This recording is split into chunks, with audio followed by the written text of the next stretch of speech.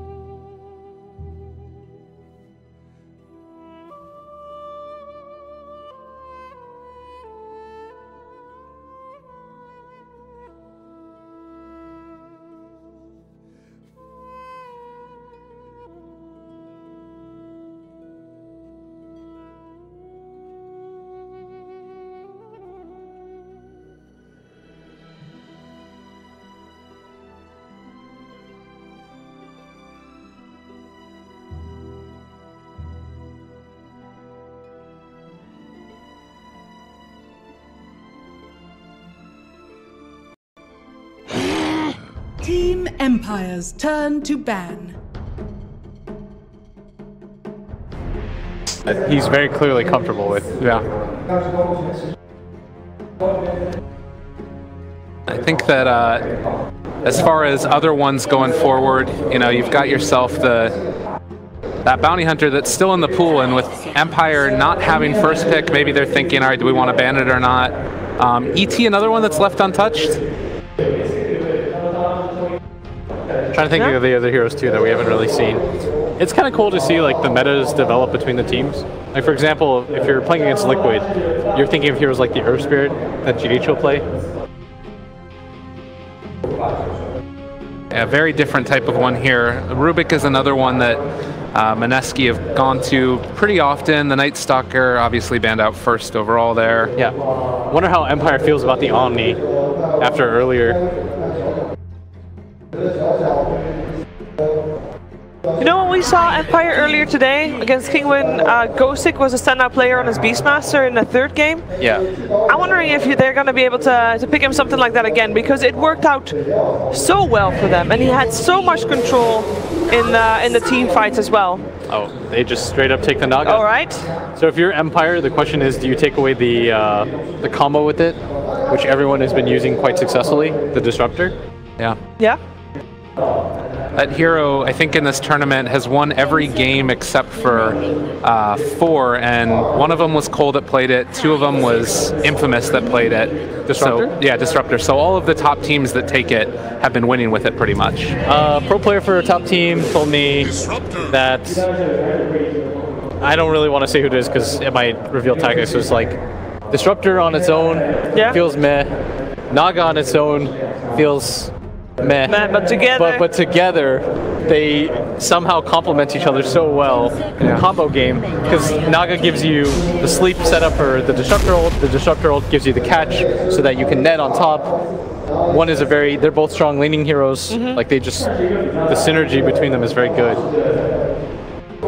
Now this hero has been not very successful unless you're newbie, Sand King. Yeah. We've seen him lose more than win, especially if you're, again, not newbie.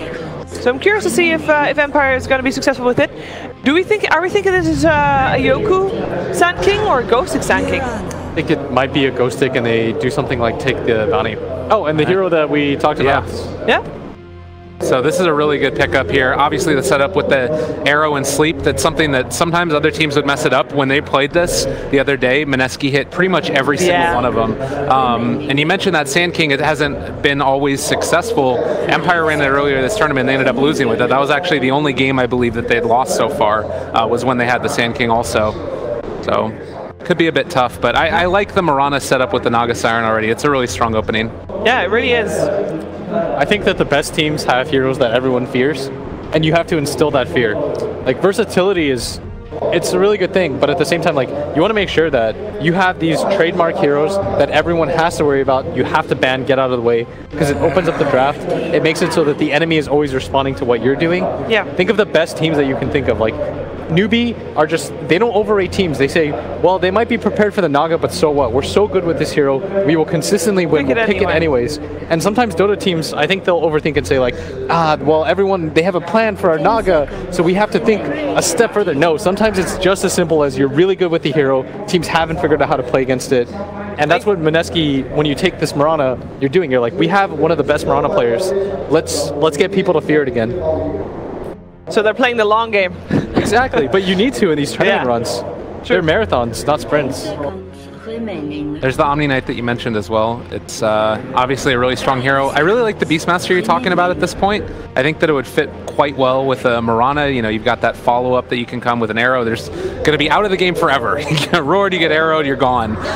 And also it kind of fits with the way that we've sometimes seen Mineski do things, which is, you know, you find a pick off and you back out. It's a little bit scary against the Disruptor because when you play that runaway game, you can sometimes get glimpsed back in, and that's how Newbie ended up punishing Mineski a lot in the previous one. So it's something to watch out for, but I think that might be the style they're looking for. They banned the Razor, or the Timber Saw. Yeah. So maybe, like you said, the Ghostic Beastmaster Part 2. They're like, hey, every other matchup is that one. Oh. So Mineski thought it too, so they banned it out. So what are we going to see him playing? Because we have seen him play on Bat Rider and Omni Knight before as well, and they were kind of underwhelming, both of them. At least as far as today goes. I mean, normally Ghost like Bat Rider is like... I think I'm okay with Bounty Hunter here. If I'm Empire and you let Sand King be the offlaner, yeah? Yeah. Okay. And then if you're Mineski, you're looking at maybe you see what LGD did and you take the Rubik for yourself. It'll depend on the third pick right here. Yeah. But by taking your 4, you reveal what the Sand King is. True. Otherwise, you take something like Bat Rider and force the SK to 4.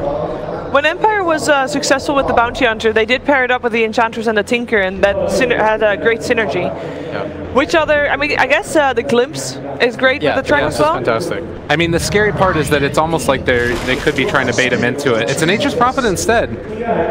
So that is going to be the Ghost Stick hero, and it's a really different style. I don't know if I completely love it for him. I feel like I like him on more initiators, but it's going to be maybe more on the Disruptor to be finding, like, for the overextensions, pulling him back in, or the Sand King.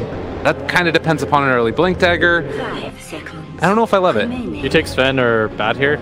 That's normally people's immediate reactions. You see the Nature's Prophet, you take the Sven. Well, that's what you would think, but Mineski's taking their time. Yeah. I mean, it is a little scary to be revealing your 2 cores this early on. I guess that would be the only thing I'd be concerned about as Mineski. You could probably still get away with it as a 4th pick for it if you want. Yeah, you could just take something like Rubik, because you know that the Sand King is the 4 now, or you're pretty sure anyways. Yeah. That being said though, Mineski still has... Ooh, never mind. Hello, Jakiro. This is the first one of the tournament. Wow, that's why we were very surprised at that. So sleep setup, another nice little thing there. You can throw on Macro Pyre, an Ice Path on top of it. Could be pretty nifty. Also just defending towers. This is also a hero that Ice has played multiple times on the offlane in the past. Hey. So keep that in mind. That'd be nifty. If he happens to be a support, one of the better things is that Jakiro is one of the easier ways to deal with Treants. Yeah. Breathe Fire, AoE, doesn't cost a lot of mana. You've got high HP pull. Imagine a Rasta trying to do that. It's not the same with Ether Shock. No. And for Empire, again, it feels a little different from how they've done things before. This is like more split push, pick people off style. Weaver, they've got some ways to catch him, honestly. I don't know if I love it. Like, We got a lot of chain disable though. Yeah. right. Still okay with Sven. Yeah. Would still work out. Yeah. 5 seconds remaining. Let's see what they go for. Maybe then also... Well, I guess they would prefer to pick the core right now so that they still don't reveal where that Jakiro is going to go, and perhaps even where that Mirana is going to go, because even if Jakiro goes on the off lane, Mirana could still be a support, Naga could be a support. I mean, it can still go a lot of different ways here for Mineski. Obviously, we are still expecting the Mirana to be mid and the Jakiro we support. Nyx Assassin will be Mineski's hero, and I don't really like Nyx as a support. Yeah, and I'm sure that casters are feeling a little bit scared now. Nyx and Nyx both on the field. But yep. Nice amount of confusion coming out there. Yeah, this is really good though. I like this answer a lot for like counter initiation. Carapace is, I think, pretty good against like the Sand King, the Weaver. I guess you're still going to be able to get the Burrow Strike out, but it offers a lot. It's still like super open where they can go with all these heroes. The one thing that they know is that they're going to need a safe lane hero as the last pick. What do you think he will? Dire team ban. Yeah, there's the Sven ban. I mean, I thought that Sven was almost certainly the pick. Good against all these heroes. They don't do enough damage to him either, and he's a BKB carrier, which owns them. So now it's a bit complicated because I was really all-in on the Sven. On the Sven here. Yeah. 10 seconds remaining. Should have picked it up earlier. Let's see what Mineski's word for. Like, as last picks now, you've got like, I mean, could you run something like a safe lane DP or something weird like that? I don't know, I'm trying to figure out like where you really want to go. The other ones that they've run in the past has been Troll. Has been who? Troll, which doesn't necessarily feel great here either.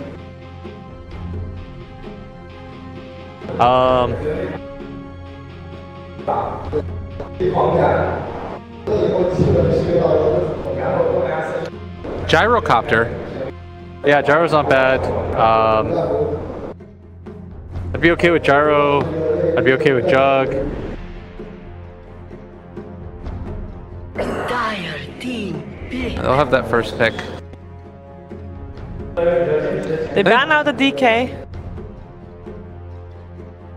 Gyro feels pretty freaking good. Radiant team.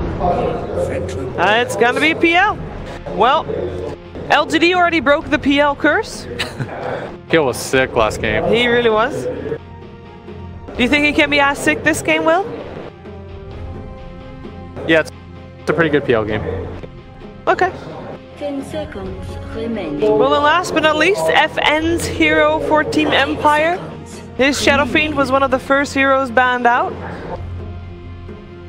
YOLO Gyro mid. I mean, they can go for Nature's Prophet mid still if they really want. They need something with clear. It's gonna be Terrorblade. Terrorblade.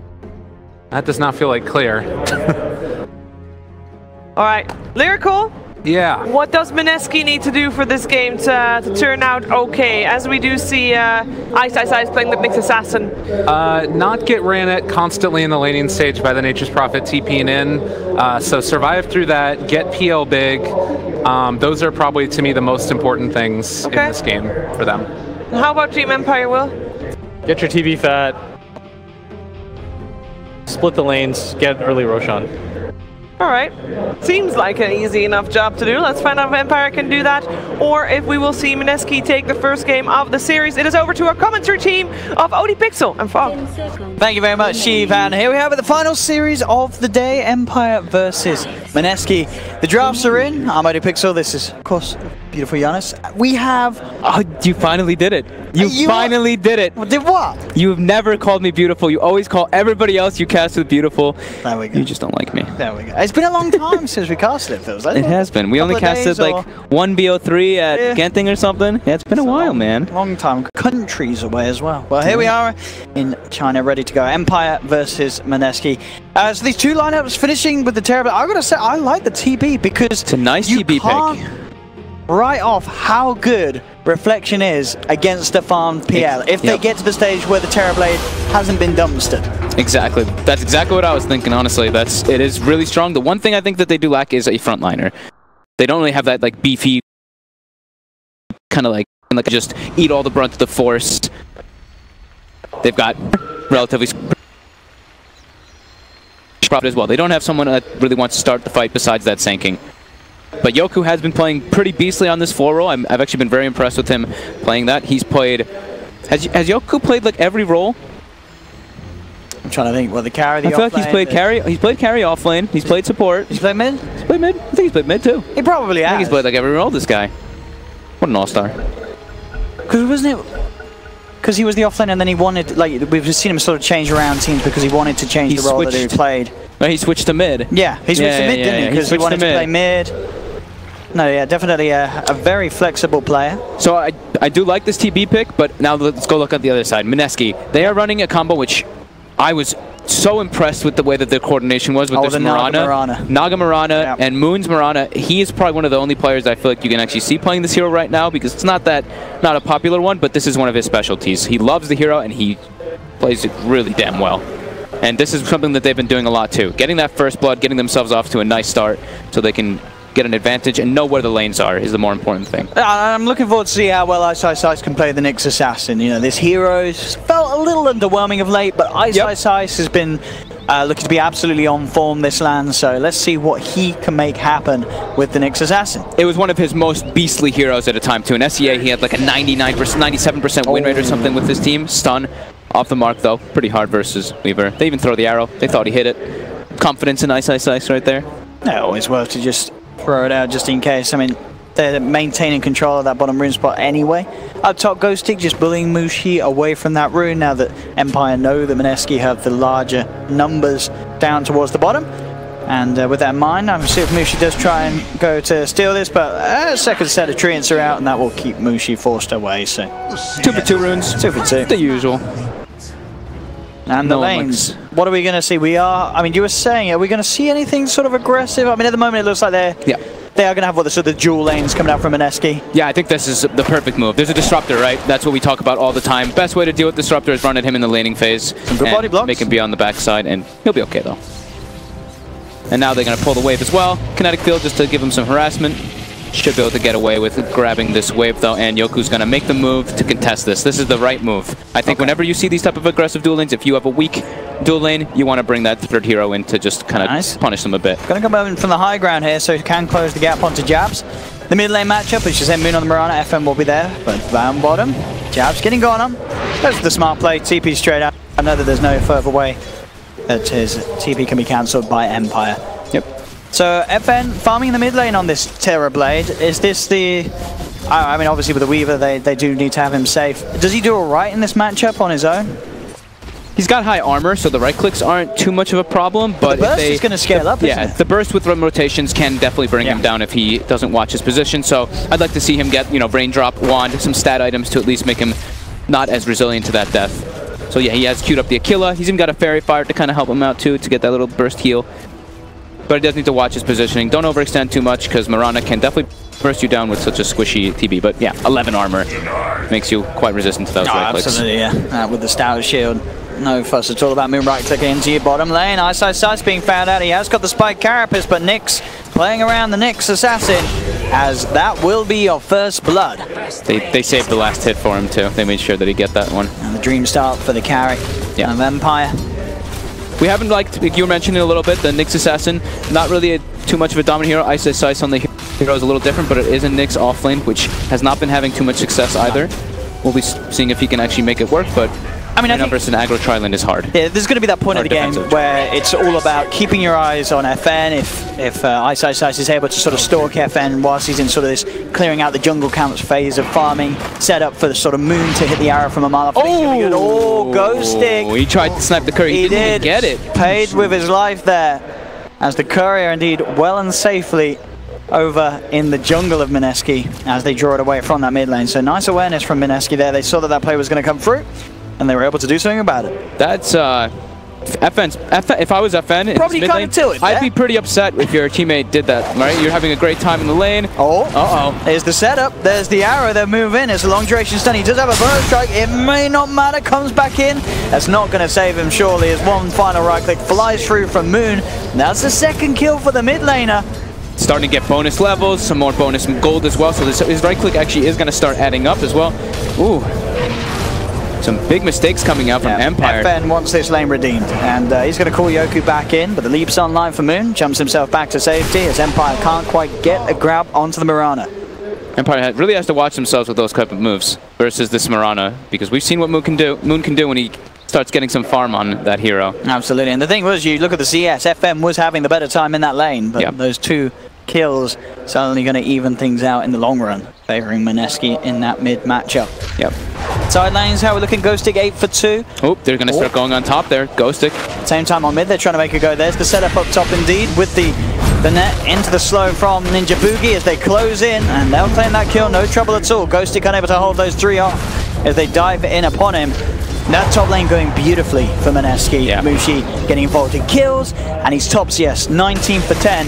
Ghost Stick struggling to really put too much pressure on those heroes. Same to be said though down bottom, Ice, only getting 8 for 1. He's getting the experience, but he actually is being able to disrupt the farm of this Weaver a little bit. 10 for 9, 10 for 10. So already sort of the difference between Mushi and Nyx becoming apparent in this lane stage. Yeah, we've seen why Ice is one of the best off-lane Nyxes, if not one of the only ones that I've seen have that success. It's also because of that movement that happens, right? Yoku gets forced to go to that mid lane, and he actually gets this up top. 1v2. Better news from Mineski as they dive in, get involved in another kill onto the offlane, and they're actually looking towards the Sand as well, forcing Yoku to back up. He's got the Sandstorm, buying time. Mineski falling a little low, and Ghost Stick will TP back into the lane, so already backing off away from that. Mineski finding some crucial kills that, two that the mid lane has been involved in, and two that the carry has. Mushi and Moon off to a great start in that respect. Yep. And look at this, because they're forcing those reactions, that dive happens, Yoku TP's top. bottom lane becomes easier for Ice to get some levels. Level 4 on the Nyx and 13 last hits. Tied with that Nature's Prophet, which you really wouldn't expect, you know, Nyx off lane in comparison to that Nature's Prophet to have the same last hits. Be careful there, the Starfall from Moon comes down upon him. Yep. Those raindrops certainly helping out that little bit. That'll start to go down. Actually, a little far in Moon, but he's still got the leap. So feeling confident, feeling very safe between these two. Only really the Burrow strike he has to worry about in that sense. Maybe if there's a disruptor rotation, he has to be a bit more careful. But still, nonetheless, with those kills, FN is still farming fine in that middle lane. 31-12, getting as much farm as Mushi up top. And down in the jungle of Empire, do spot out Jabs. Chasing him down with the Burrow strike. Do they have enough control? Top lane at the same time. Mushi moving him in Ninja Boogie, claiming Ghost Stick's life. Back towards bottom. Yoku and Miposhka do finish off the kill on Jabs. But still, this is a lot of kills on this top lane that are being fed into the hands of Mushi's PL. Yeah, Ghost Stick needs to take a little bit of a breather here. Maybe take a step back. Not get, like, just farm a little bit of the jungle there, not get picked off, get his levels. Or join his team with some TPs, because that top lane is a bit of a blunder already. Yeah, and Ice. Level 5, closing in on the level 6.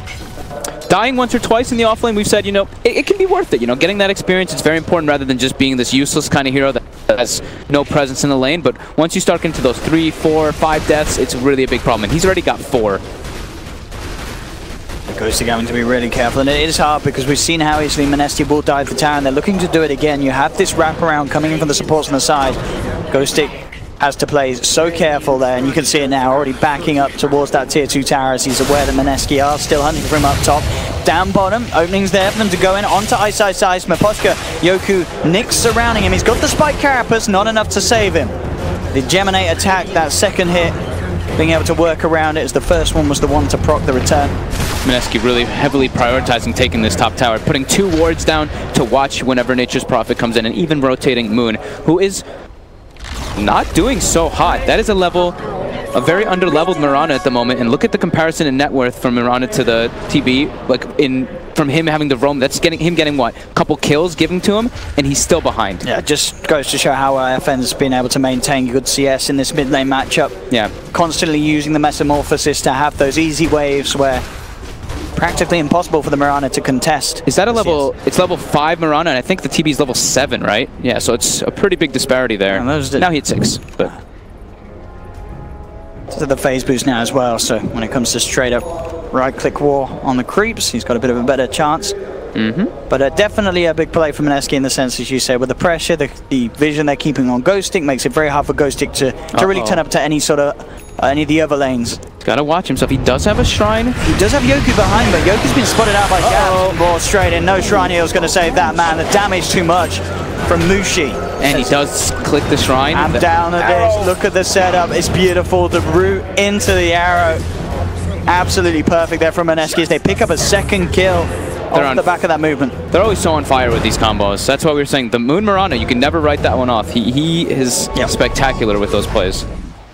As we're saying, most focus on the fact that FN's still farming, Nyx on the Weaver, still looking pretty good at this stage of the game. They're the position 1 and the position 2 looking strong. And as we did say, you know, FN, as long as he can stay sort of towards the top, he's always going to be able to use that PL strength against him in the sort of mid to late game. He's going to need probably a relatively early BKB, I'd say, on that Terrorblade. Obviously not first item. He still wants to get that Yasha or Dragon Lance to accelerate him forward. But there is a good amount of magic damage and the combo that we talk about always. You know, that sleep into Arrow, sleep into Ice Path. He has to have ways to be avoidant of it. But bottom, easy kill. Straight in onto Miposhka. Jabs. Moving around with Moon, finding the easy setup. Nyx immediately hides himself deep behind the tier 1 tower. Ice is hunting. He's coming in with a Vendetta. Nyx does see him underneath the tower vision and immediately Shikuchis himself to the opposite area of that tower down bottom. And will be fine. A second Shikuchi there just in time to dodge the net. Keeps him safe and out of the way. Miposhka actually going to TP down. It looks like they want to come back in, but already Yoku's in trouble. Ice sets up with a stun into the arrow. That's one down. I don't think Empire should have come down here to try and hold this one off, as both of the heroes that respond to that play end up feeding their lives away.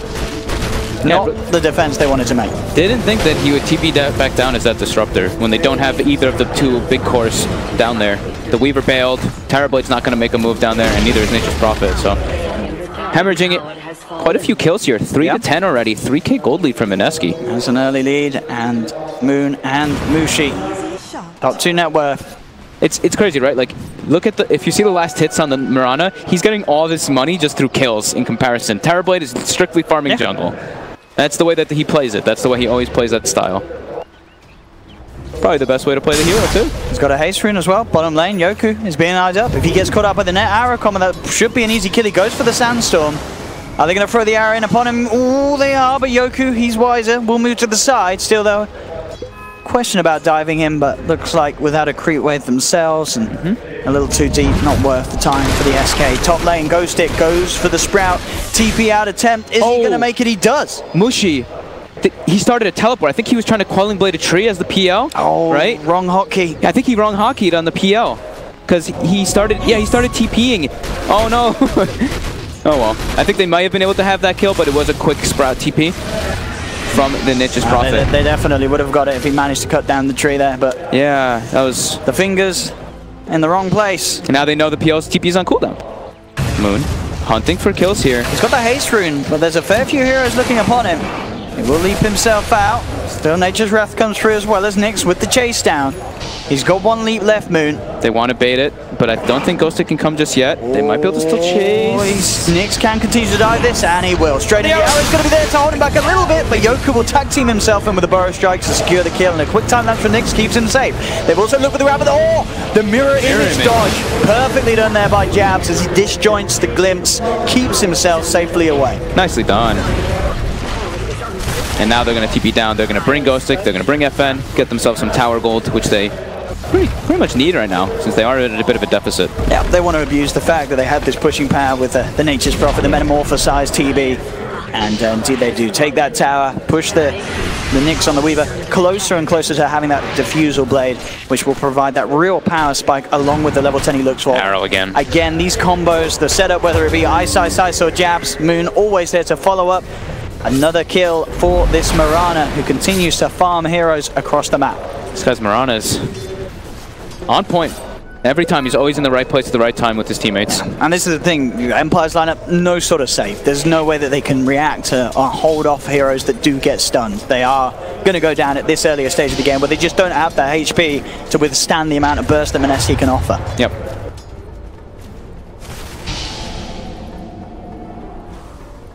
So it's 3K lead for Mineski, 11 for 4. FN's farm still looking strong. It's going to be all about those fights when the Terrorblade turns up, and as of now, no sort of pressure being sent his way.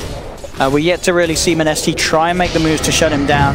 They seem to be more content with picking off the easier kills. Nyx there with a quick Shikuchi, gets himself out of imminent danger. They want to turn this into a tier 1 tower. They're looking for the wraparound. Nyx has to be careful. Reveals himself again. Shikuchi back. They've got the dust. Trying to go for the spike carapers, and they'll get it. Walking in range. Ice with the setup to help them find yet another kill. Bringing the Weaver down. Getting the space needed to have a good attempt at this tier 1 tower. Same time though, Empire, they're putting on the push themselves. Yoku, Ghostic, and FN pressuring in the top lane. And they will be unable, by the looks of it, to hold on to their own tier 1 mid as Mushi claims the tower gold, keeping himself firmly at the top of the net worth. 7.2k gold on this PL. Mushi continuing to go uncontested this game. And he did go for the Battle Fury build. So the only game that we've actually had the PL win in this tournament so far was the one where he did not go the Battle Fury. I mean, this game, but this game it's understandable. Yeah, this game it's definitely understandable because the pace of the game, it's going to be a slow one. They're playing versus a TB. They know that they have to be able to match him to the later stages. But the stronger he gets, the stronger Reflection gets. At the same time, in that sense though, these fights, the Battle Fury obviously going to be less of a bonus to the illusion than the Diffusal Blade would have been for the Reflection in mind. Yes. So you're sort of holding off your strength at this point, where Empire would have maybe liked to sort of get the TB involved. There we have it, another kill as Jabs sets up onto Miposhki. You've already got Ice hunting down Yoku. Yoku just backing all the way up to this tier 2 as he knows that he's likely to be hunted. Just information being given. If they get a stun into the arrow, they certainly could go for this kill. Moon is in the neighborhood. If they can find that setup.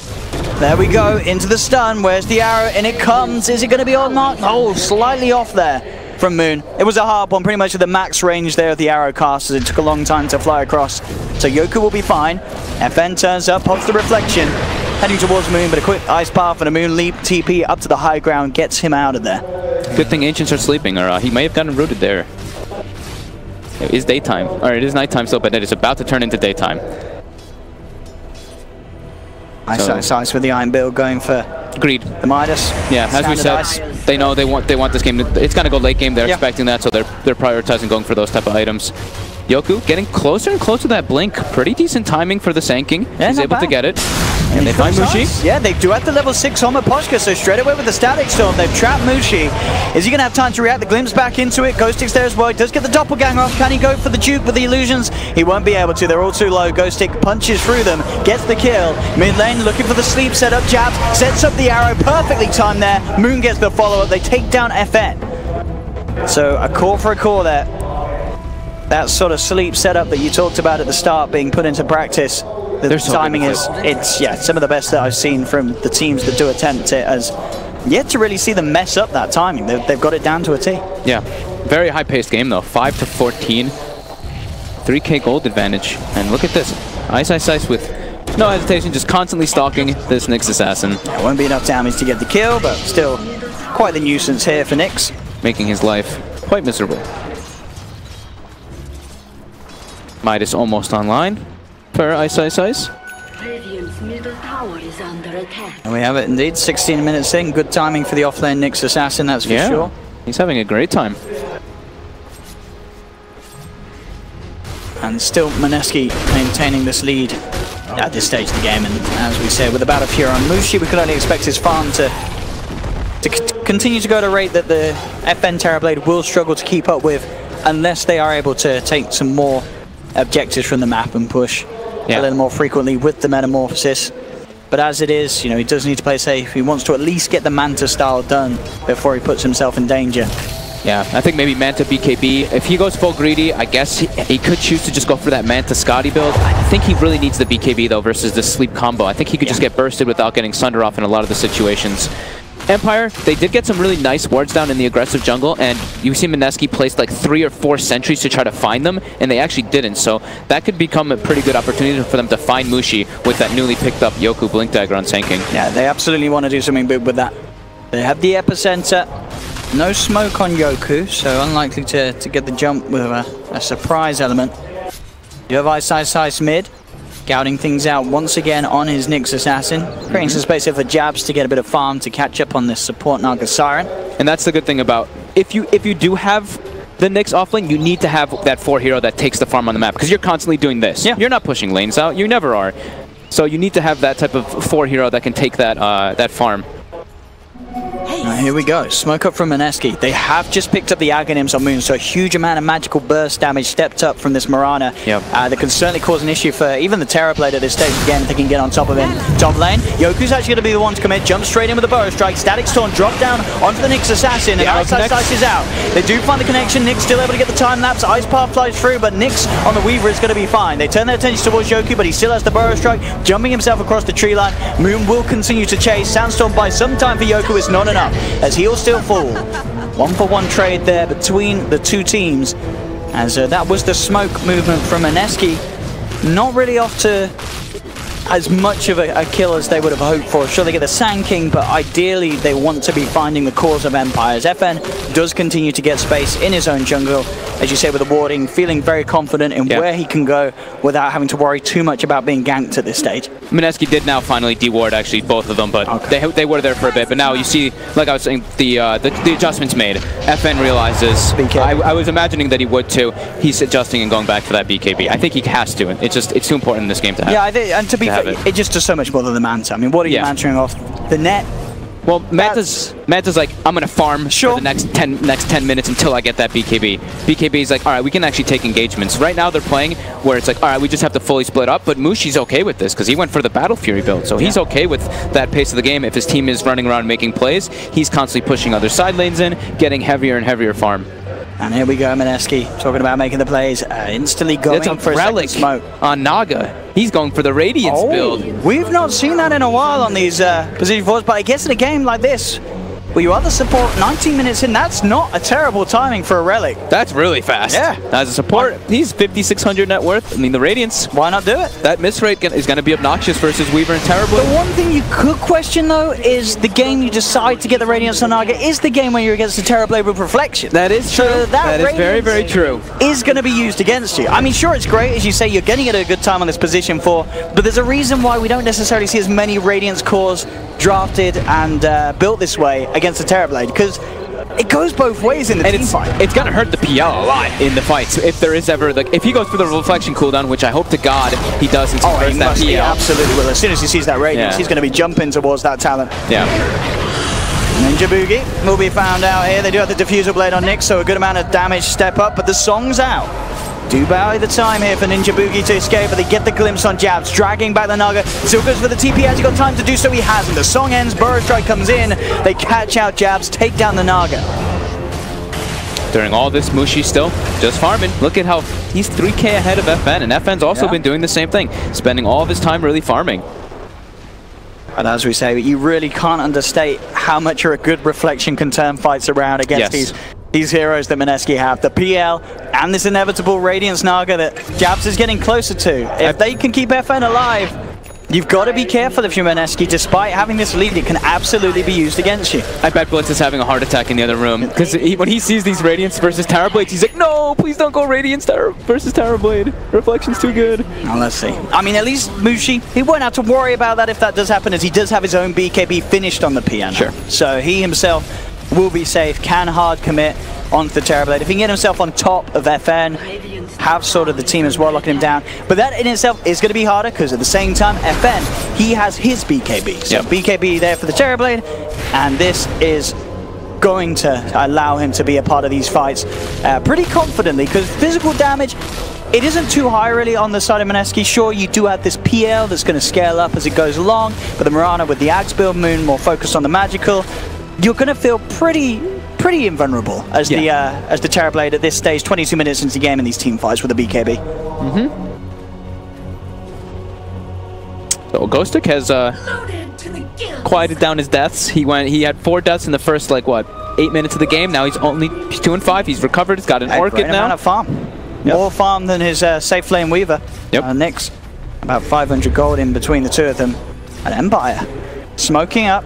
And I like this. With that BKB on the Terrorblade, with the Diffusal Blade on Nyx, they are ready to go and try and find that fight. I think they know that the Naga Sleep is still on cooldown too, so they're trying to take advantage of that timing. But look at this, Ice. He spotted out a fair bit of theirs. He comes across with a Vendetta. They pop the dust, but he's already out of range. So that movement from Ice is going to keep his team safe there as he puts an end to the smoke movement. Empire unable to find any sort of catch.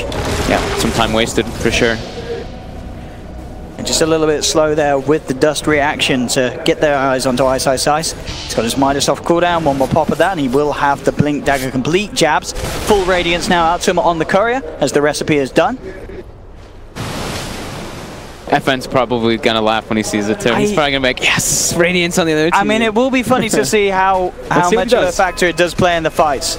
Of course, if you're smart, I believe what he can obviously turn it off. Toggle it. If he toggles it off, then hats off to Jabs. We could see some very smart heads-up plays, but it's hard to play around, you know, and sort of the mind games are there, you know. Is he going to reflect me? Do I want to keep the Radiance on for our own beneficial plays during these team fights? We'll see. We'll see how well Jabs can react to that.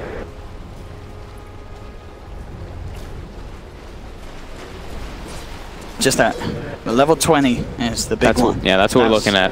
That's when we're really looking at the potential for Empire to swing these fights around, despite still being behind. Ghostic getting gone on as well. Mid lane as well. Yoku jumps in onto Ninja Boogie with the Burrow Strike. That on top does look like they do get the kill. Mineski in mid lane as well. That's going to be another one. They chase down Yoku. He's falling low. Doppelganger up to the high ground. Yoku with the Sandstorm, buying some time for himself, but the Illusions chase him down. They've lost Jabs, but Empire, they've lost 2. FN had to use BKB to dodge the song there. The fight not quite over though, maybe. Nyx was looking for some more on the sidelines. Does have to time that away. Moon jumps in, arrow connects straight onto Disruptor. Mushi chases down, picks up the double kill. Claims the life of Miposhka. Mineski seeing if they can find anything more. They know that the BKB has been used by FN. And FN just a little too far away for them to catch out. Ice was eyeing it up, but FN knows a little better. Keeps himself up on the high ground, back to base. Roshan is there.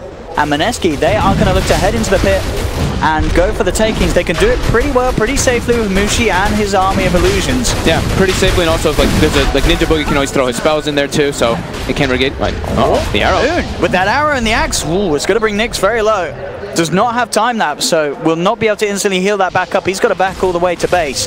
TPs are coming through to the shrine. They do want to try and contest around the Roshan pit, but are they going to be able to get there in time? That's the question. Yoku finding the stun onto Ice. They have the reflection as well, but he goes straight for the TP out. Not going to make it. Glimpse there from Aposhka. Sends up on the kill for Ice. Roshan is still up.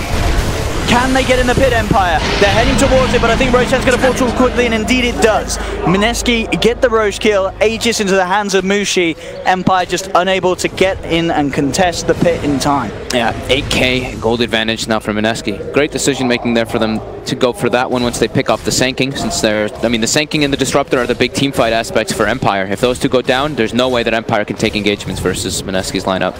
Not yet, until they get to the much later stages. We could have a long one on our hands on.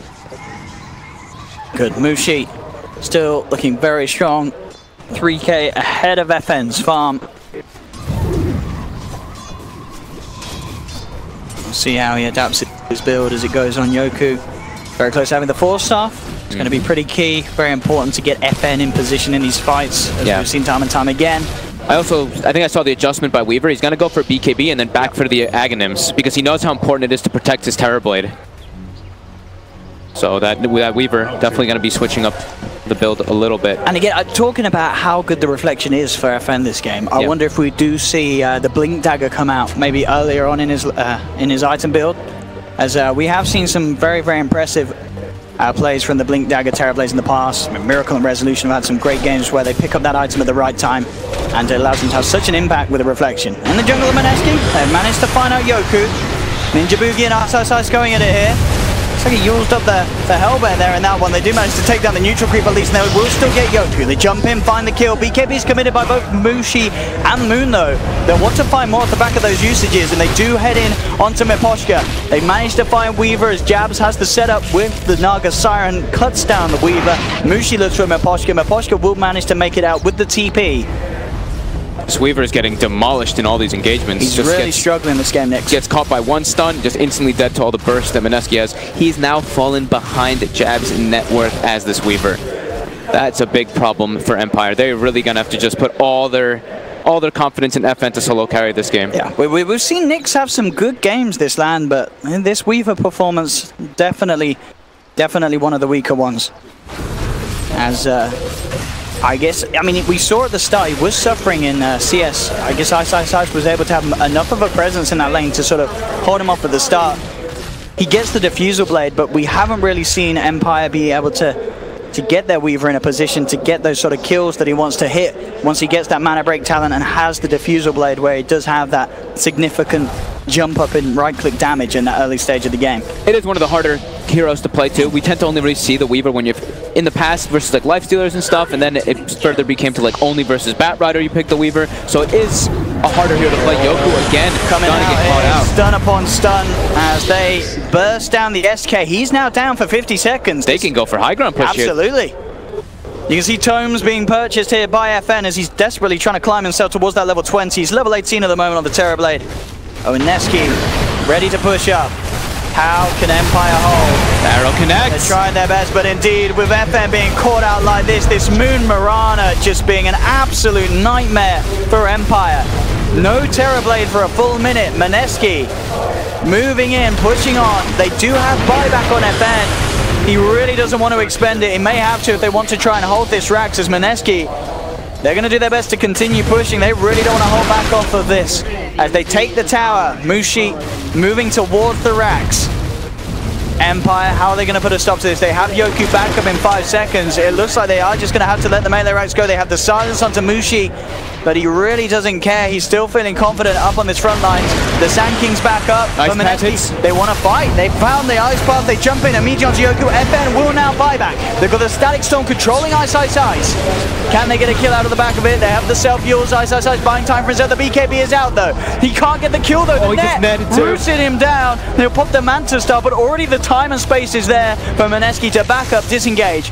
The thing to note, though, the melee racks did not fall. Mineski weren't able to finish that off, so the buyback not getting any kills, but it does stop the racks from falling. So quite a crucial hold in that sense from Empire. Huge win for Mineski, though. They had that ward down, and they see Yoku started channeling the Epi. They instantly Ice Path Arrow. Back to back. First they kill the Terrorblade with it, then they kill the Sand King, and FN uses buyback and his BKB, and they get no kills out of it. Mineski is probably in a very, very happy position. Empire really under the gun here now. What can they do? Yeah, I think they definitely realize, Mineski, that they have this significant net worth lead. As 20k on Mushi. FN just not quite able to have the impact that he would hope to, and we're seeing Mineski as well playing very nicely around that reflection threat, constantly keeping themselves split up, just having ice on the front. We've seen the reflections that have come out only catch out the Nyx Assassin the majority of the times, and here he goes with the setup, into the arrow, jump forward as the BKB is popped by Moon. He knows he can commit it with the damage flying through from the Aghanim that takes down the Weaver. They'll chase down Yoku, looks to force himself away. It's not going to get him back to safety as this godlike Mirana Moon picks up the double kill, moving in onto FN. He goes for the Sunder, but it's Sunder's absolutely nothing at all there. His health just remaining the same as Empire getting picked apart. 26-11, 30 minutes in. Mineski now will be able to finish off the mid lane racks and almost certainly look for more. Only buyback available on Nyx Weaver. And here we have it. There's a completed Octarine on this support Naga. I mean, when the support Naga has his Octarine at 31 minutes, I think you know that the game is over. Oh yeah. As Mineski, they never really were behind at all this game. No, they were ahead in gold actually the entire time. And again, these combos, the Ice Path, they have the net follow-up. They're trying for this. FN does have the BKB in the Manta as he looks to turn. He'll get the reflection out of it, trying to use Mineski's strength to get themselves, but the Moonlight's there, meaning that the Illusions can't get the right clicks in. They do get the glimpse back onto Ninja Boogie, stuck on the high ground as he's trapped in the kinetic field, but the song comes through. They're looking for the setup. Mineski moving in. Two heroes lined up perfectly for the stuns. There's the arrow connection. That's going to be Miposhka down as Mushi fires in the Spirit Lance. No disruptor for 45. Yoku jumps in with the epicenter, but it's an epicenter onto Illusions. Mineski are not phased at all as they just move in for more blood, sweat, and tears from Empire. 2 down, 2 sets of racks cleared up by Mineski. And they're looking for the third. Mushi to head up to top. Neither Miposhka or Yoku with buyback available. 27k net worth lead. They just couldn't get online in time, Empire. Mineski playing far too fast for this planet to deal with again. The chain stuns onto FN, rendering him absolutely useless in these team fights. Ghostic as well, getting body blocked up by Jabs. The items are being dropped. Jabs with the taunt. Ghostic has to TP himself into the base from the base. GG is called. Game 1 going to Mineski. And it really, this game never was, it wasn't close at all, Fog. This was just Mineski playing a step ahead. The Mirana, I kind of wonder if you're against Mineski, do you have to take it away? Maybe it could be the Naga too. The Naga did help set him up so much. They did enable Moon all over the place. I did feel like this game was a lot down on the support play. I felt like the 2 supports on Empire, they found maybe like 1 or 2 catches on the, I think they caught the PL once top, right? And they caught like Nyx with their 2 big ultis. But besides that,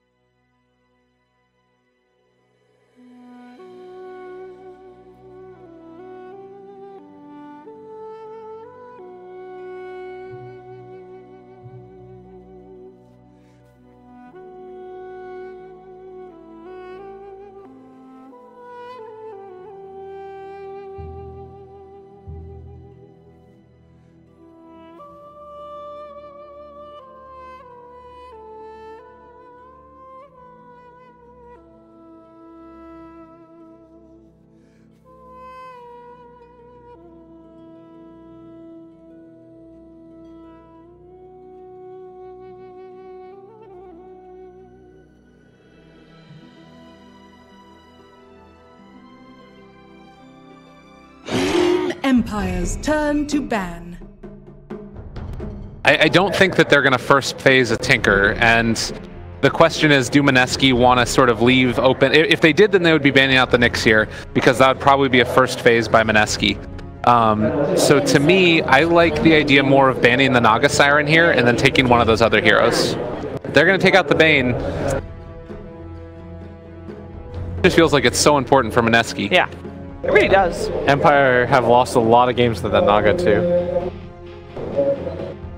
I'm not the biggest fan of teams taking a hero that's been beating them a lot and then running it, because it feels like usually like that's something, particularly with the Naga Siren, where you need to work on that combo a lot, like you set it up a lot. But Mineski are actually going to ban it out themselves. They're afraid of it.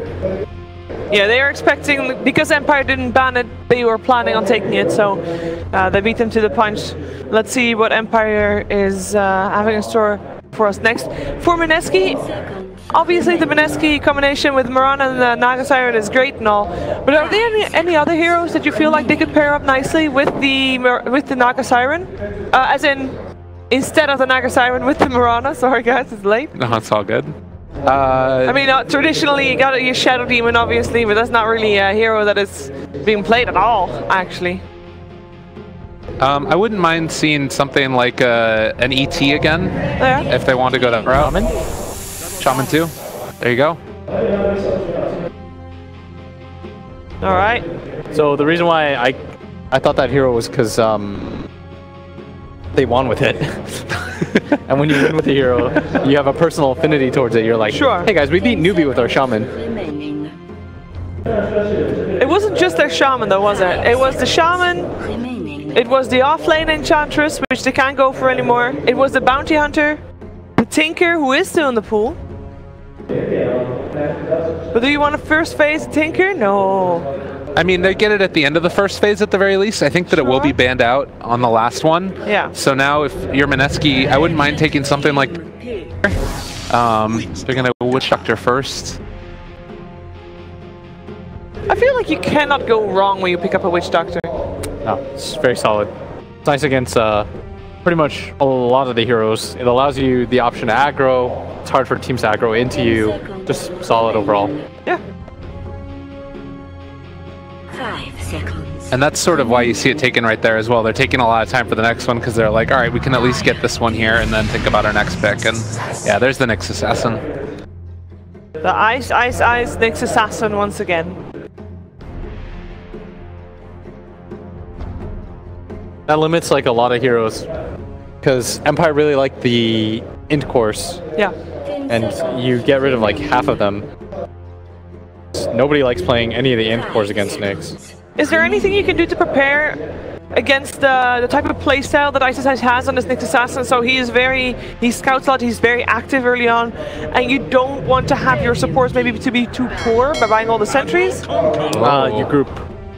You group up? Yeah, you group up. So you have a lineup that can basically team fight and push? Yes. Is Kunkka fitting in that one? Okay, it's good catch. It's excellent catch against the Nyx. Meteor Hammer Builder. Look out, guys. Here it comes. Here it comes. I'm a little bit hesitant about it. I don't think it's going to be played in the core role, but even if you get towards those later levels, Tidebringer can sometimes be a little bit scary against Nyx Assassin. You can pipe the Carapace. Yeah. He is very tanky, though, so he can soak through a lot of that damage. And in general, I don't love Kunkka against, like, hard initiation because it can sometimes be tough to counter-initiate. Your spells take a little bit of time to get off, and sometimes they're fairly easy to dodge. Mineski, if you're Mineski, do you ban something like, okay, so they ban Brew. Do you also get rid of like Razor or something? And if you're Empire, do you get rid of Omni as a result? I don't know, do you? This is a good question, Will. If only we could ask an analyst. Sorry. I like how you ask us for advice. Well, because you still leave the option of being a 4 Nyx. Right. I think, yeah. I was thinking they might Omni OD again. But something likely too is they could do something like the Jabs 4-position clock. It's nice against the Shadow Shaman and the Kunkka. Both these heroes, it's hard for them to build 4 staffs. I mean, I think that I still really like the CR casters walking by over there in the bottom shot, by the way. Smooth. I kind of like the idea more of keeping ice on the Nyx, but it definitely can be the switch up if they want to. Why would they want to do that in the game, do you think? Just because of Omni OD, you think is that strong? It's a cool combo. Yeah. Real cool combo. Real cool. Super cool. 5 seconds remaining. Dire team ban. SF ban is solid. Just an FN hero. Get rid of FN heroes. I mean, he could still take the Mirana for themselves if they want. Mineski will have the first pick of this next round. They have good counters, though, to the Mirana. Kunkka's excellent. 10 seconds remaining. Yeah, no chances of leaping away. 5 seconds remaining. And they don't have the same type of setup either this game. So maybe we're gonna see Moon play something else this game. Empire, they banned out Mushi's PL. Strong previous game, of course. Not really any other reason why you would ban out a PL, right? And ban out Batrider too. Like, there's no underlying hidden reason that you can think of? Yeah. Not really. Yeah, the OD feels like it could be cool. I still think that DP wouldn't be the worst thing in the world. 10 seconds remaining. For Mineski. 5 seconds remaining. DP's not horrible. She gets Yules. Juggernaut. Juggernaut. That was actually the hero that I wanted for Empire. I think that's the hero that Empire wanted for Empire. It's nice against Nyx. You get to 5-man with the healing ward. Well, they've got a lot of sustain, not just the healing ward, also the Witch Doctor, Voodoo Restoration. So they got a lot of siege potential. 5 Death Prophet would still fit in that quite well. Could be a nice AA game, maybe. Although, no, that'd mean the Kunkka core. Empire has to reveal a core. Yeah. And I think Jug actually counters AA. Really? Yeah. You can just spin off the debuff. It's more, it's like, so before in the past, we used to consider that healing ward was countered by Ancient Apparition, right? But it's kind of the opposite. Because after the AA debuff, you pop your healing ward, everyone heals to full. Most of the time, like, AA Blast never, like, really kills you. AA Blast counters healing in, like, really certain ways, like when you get really low. But when you're all at, like, medium, then your hero doesn't do anything. And Jug is a very offensive hero that just runs at you, so it's really hard to set up any of AA's spells on him. Like, we used to have the same thought too until, like, the Summit 5 or something. Okay. Where we played against, I have to go, like, way back in the time machine. It's, like, against Wings or something. Wings do reveal new things about Dota often. Yeah. It was, like, Liquid versus Wings at a Summit. Something. I don't want to get super into it. But. Right. This is much more of a ghost stick hero. I like it a lot. Great against Jug. That's why that explains the Batrider bad too. And a Darkseer. We've seen Darkseer today. It wasn't great. So that does mean it's going to be a position 4. Nyx Assassin, you're right. How are they going to bridge the gap for Darkseer to be a laner and for Darkseer to actually be contributing to the team? Because there's a little bit of a time gap there. Give it like 5 to 10 minutes perhaps even. If I'm Empire, I'm YOLOing and picking Bloodseeker. I mean, you want to go for things early, so that would actually work out. No, they go for Lycan instead. A lot of pressure coming out from Empire. You know, Minions. And now I wouldn't actually, as much as it sucks to play against a Nyx Assassin, I wouldn't mind seeing Empire go with the last pick Tinker. They've got great vision. They've got things to TP in on. Yep. It's really, really crappy to play against Nyx Assassin, but with everything else going on, it could be solid. They might want to try and play it faster, though. Yeah, or they could just tank up. Take, like, Razor or Viper. Yeah. Run at them. Dragonite is the one that Mineski was fearful for. I was thinking about pushing the lanes, but now that I think about it more, Kunkka can kind of help you with that, because you can, like, be together as a 5-man and then TP back an X. I think they were going to go for something tanky. DK would have been great, too. Is Nyx Assassin enough to prevent the Death Prophet from being picked on Empire side? It's annoying. 5 seconds. But you want to just be, if you're Empire, you can run at this lineup because they don't have a ton of burst aside from the Omni ult. It's hard for the rest of these heroes, yeah. I think Razor, Viper, I'm okay with any of those. They banned the OD. Oh, thank God. Alright. I think OD's sick there. Yeah. Even without the Omni. That was my call for a while. They have so much single target, like that Astro would have been super solid. Alrighty then, Empire.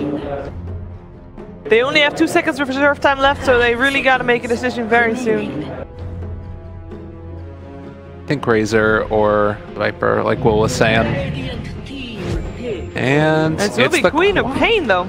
Against the Nyx? They're risky. But they could try to play it super fast. Don't take Mirana. You can't dodge the dagger. Wise words from Will. You can't dodge the dagger. Alright, what is Moon gonna play? We know he plays a mean puck, but we also know that he has a fairly deep hero pool. We don't know how greedy Mineski thinks they can be. They could even go back maybe for Medusa if they think that they could have a place for that. Well, I know you don't like it, but Puck is pretty decent, I think, against Quap, at least in the laning stage. Why not? A way to push out creep waves. Somebody just needs to pick Viper to make everyone else in the game sad. Well, let's see if your prayers are getting heard. No, it is the Medusa. But I do feel like that is fairly greedy. Because they have to wait for that Darkseer to start. Like, I'm not a fan of Darkseer. I don't like Darkseer at all. It just takes too long to actually get something done in the game. He's going to prove you wrong this game by winning. Alright, well, tell me what is important then for the lineup for Mineski to actually work out. What did they need to do? Get your Deuce online. You have to win the off lane. Shut down Ghost Stick at all costs. Alright, what does Empire need to do then? Get Ghost Stick online at all costs. That's it? That's what I got. That's the main thing. We're doing it. Well, we're going to find out what's going to happen then. Game number 2 on the way very, very soon, and with your favorite commentary team of Odie Pixel and Fog. Thank you very much, Steve. Yep, game 2, Mineski versus Empire, and we are having the little purple man make an appearance, the Darkseer. Yeah. It's been a long time since I've really seen this hero have a lot of success. It's a hard hero to pull off at the moment in this current meta, but if there's anyone that's going to be able to do it, Iso is certainly going to be your man. He showed us what he could do with the offlane Nyx Assassin, something that a lot of teams have been struggling with. Maybe he can do the same with the Darkseer. And these guys are pretty good with their combos, right? I'm hoping. I'm also not a big fan of Darkseer as a hero right now. He takes too long to get online. His damage over time is pretty lackluster, but this team is very good at coordination. I'm looking forward to some vacuum, like 4-man Nyx stuns or something if they can pull it off. Let's hope. Overall, though, Empire, they do have this strong synergy with their lineup, very heavy on the push.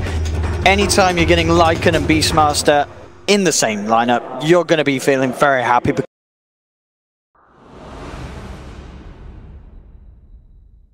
because you're always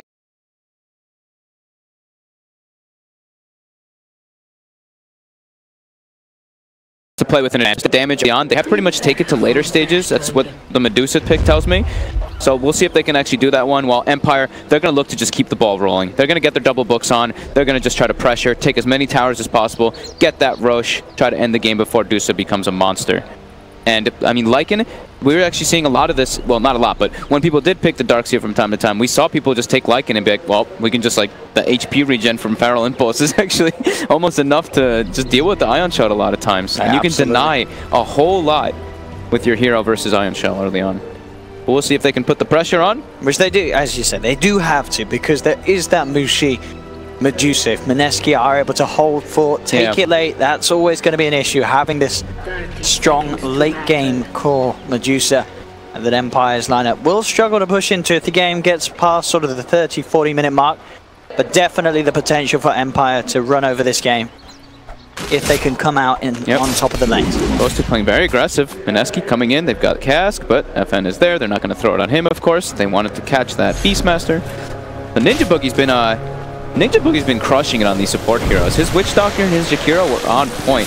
Top, Mushi. Yoku, Nyx, and Miposhka trying to fight. I can see Ice look to grab the rune. He isn't going to be able to do so. He's manning up with the Iron Shell, though. Mystic Snake bouncing through as well, bringing them down low. But Empire will turn their attention towards Ice. He's ticking down low, and he will fall. First blood for Empire. He threw the Ion Shell onto Yoku there to try to get the bonus damage if he was standing next to the Lycan, but Empire with 3 heroes versus just 2, much stronger, and now Mushi has to TP toward mid. This is actually a QoP favored matchup, the DOTA versus Queen of Pain. We've seen it a couple times. I think we've seen it once or twice here at this tournament, but we're not going to have a 1v1, so things will be changed up a bit. Absolutely not. Jabs there, actually leading him with the stun, doing a lot of damage here to FN. Forcing him back. He has got the regen from the GG branch, but he's falling low, turns around with the Fairy Fire, the Torrent from Yoku, and in fact that will be enough. Empire turning around the attempts being made by the Jabs Nyx Assassin and getting themselves the 2nd kill on the board. Yep. Gotta watch yourself versus Shadow Strike. Not nice ability at level 1. It hurts quite a lot. We'll see how well Ice can do in that top lane. As you say, the Lycan, once he gets a few levels with the regen, is not going to feel as fussed about the Iron Shell as many other melee cores would do in this matchup. You saw that starting item by Mushi. He went for the Bassi level 1. So less stats, but giving his teammates a little bit more armor and some mana regen. Yeah, he's probably going to try doing the toggling non-stop so he can mess with FN's last hits. Maybe they're just going to keep that dual lane so Jabs can get that extra regen and just spam the mana burn. I guess that's what they might be thinking about. It does give you a decent amount of sustain too, because mana is your friend as a Medusa. So, taking a look at the bottom, since we haven't gone to talk too much about this Jug. This was a pretty nice Jug game until we saw that the Lycan and the Beastmaster. Those 2 heroes, they are pretty decent versus it, but yeah, this hero is really nice to play. I gotta say though, look at this lane. Look at the CS, 9 for 9 on Moon. Against the 1 last hit on Ghost Stick. Moon is doing a very good job. Granted, he did have the support backup of Ninja Boogie, but he is absolutely acing that safe lane. And up top in the jungle of Empire, Yoku will get taken down. Run down by the Maledict and Impale. Yeah, Beastmaster, a little bit hard to play in that laning phase bottom because you're versus a Witch Doctor, not only a super strong laner, but of course that cask, if he hits the creep, you know, your creep is stunned for 5 seconds, and it's got such a long cooldown that the presence is not great. And there you go, the spamming of the mana burn, but either way, you still see that Queen of Pain getting that first blood, and also having that lane dominance is beating the DOTA by a bit. Yeah, CSing absolutely A-okay here in the mid lane, both. Yeah. And both safe laners doing fine, as you can see up top.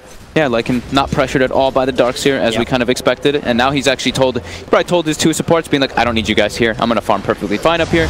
Especially once he gets that Ring of Health.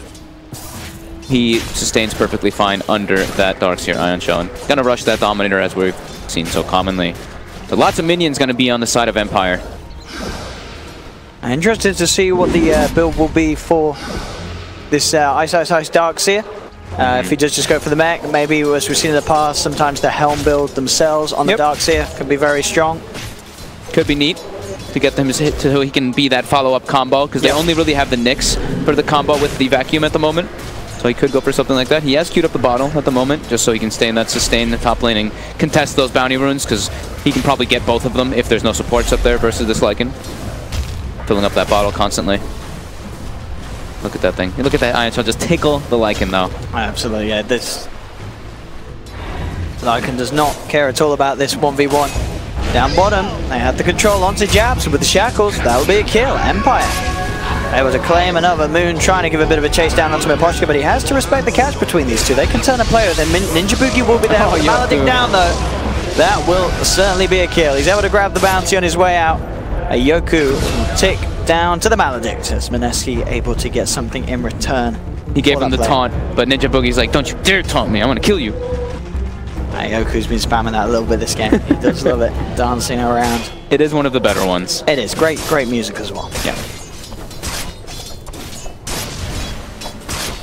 So phase boot rush onto the Juggernaut just so he can get the kill potential. Threaten a lot. Miposhka could get caught out here. He should be pretty dead. With the Maledict chase down, should have enough damage, and they definitely will. Bye-bye. Another kill for the Witch Doctor. Ninja Boogie getting some tasty early gold with these Maledict kills. The man is always in the right place. 3 for 3, 5 minutes in. Net worth pretty much even between the two sides. Still this bottom lane where I'm seeing Moon. He is getting a lot of farm. Not quite as much as the Lycan, granted, as the farm is a little bit sweeter for Nyx over on the Lycan for Empire.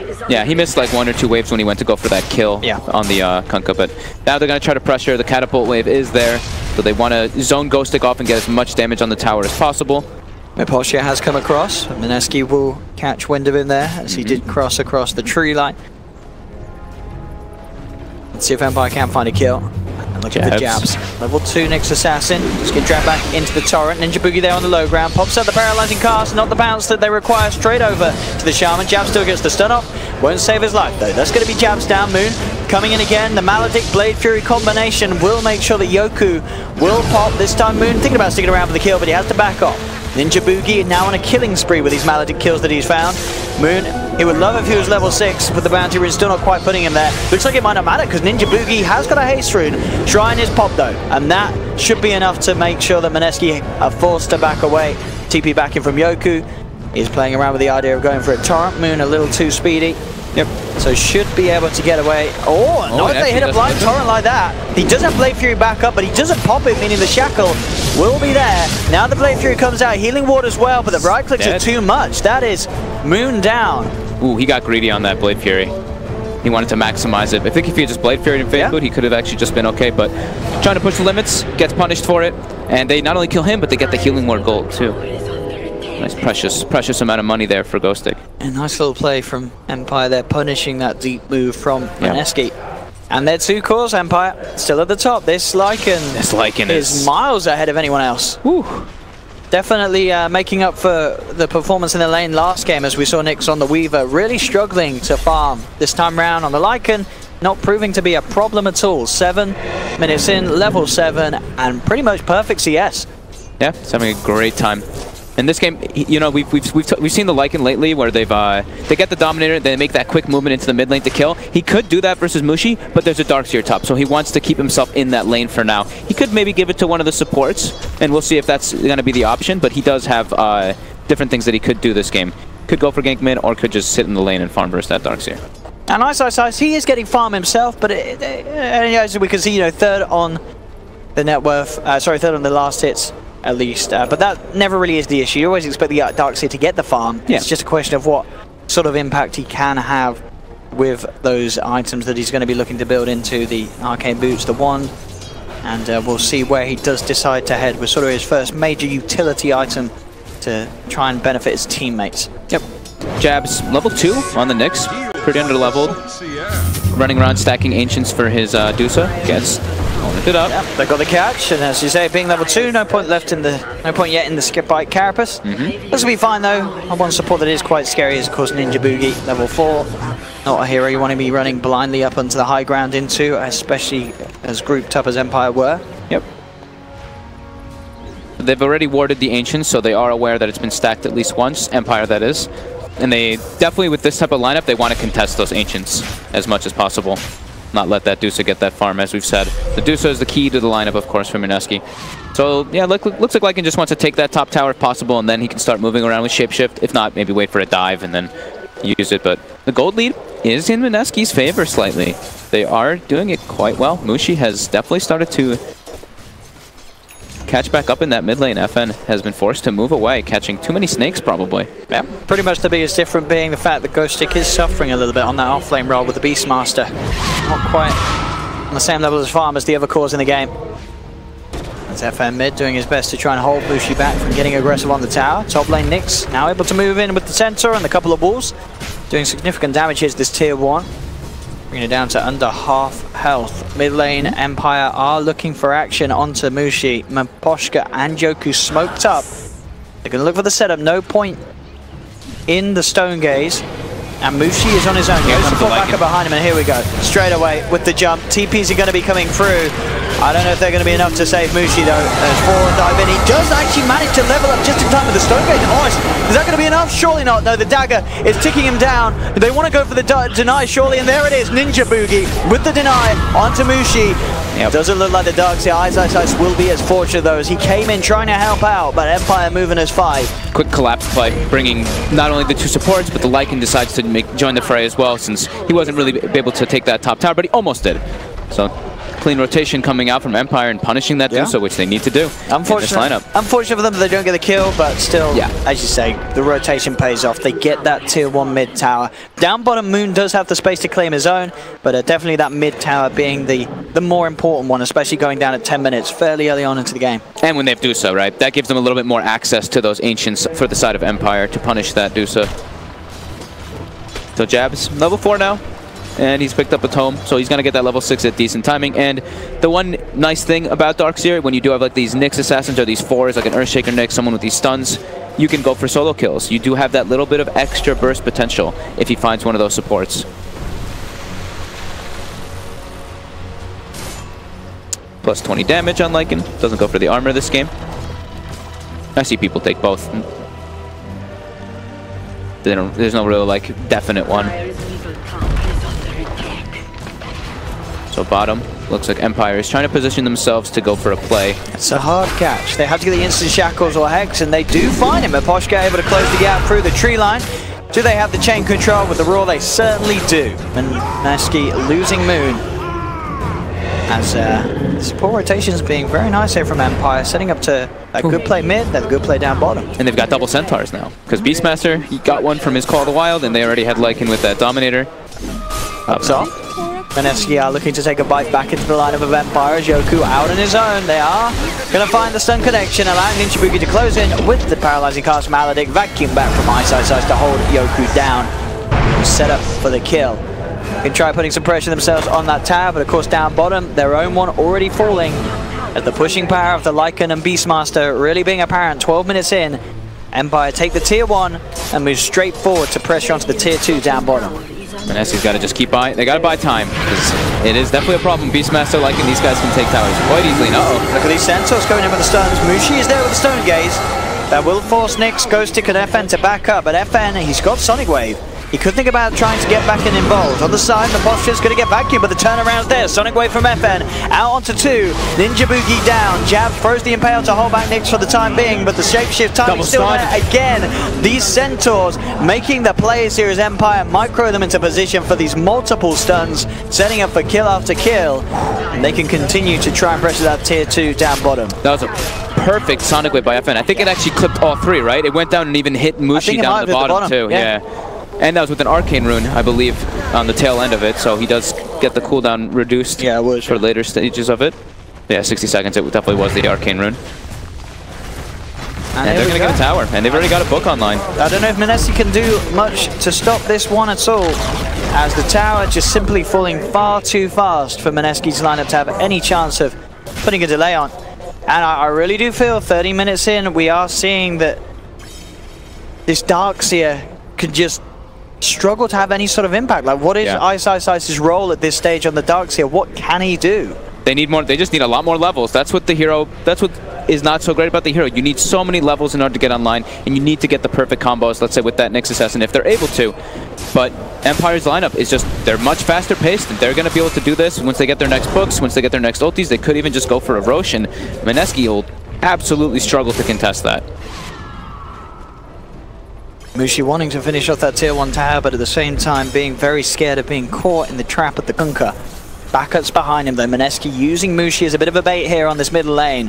If the wraparound comes through from Mineski, we'll see what they can find, if anything. If the tower goes down, Jabs leading the way, but Nyx coming a little too close. Moon came down off the high ground there.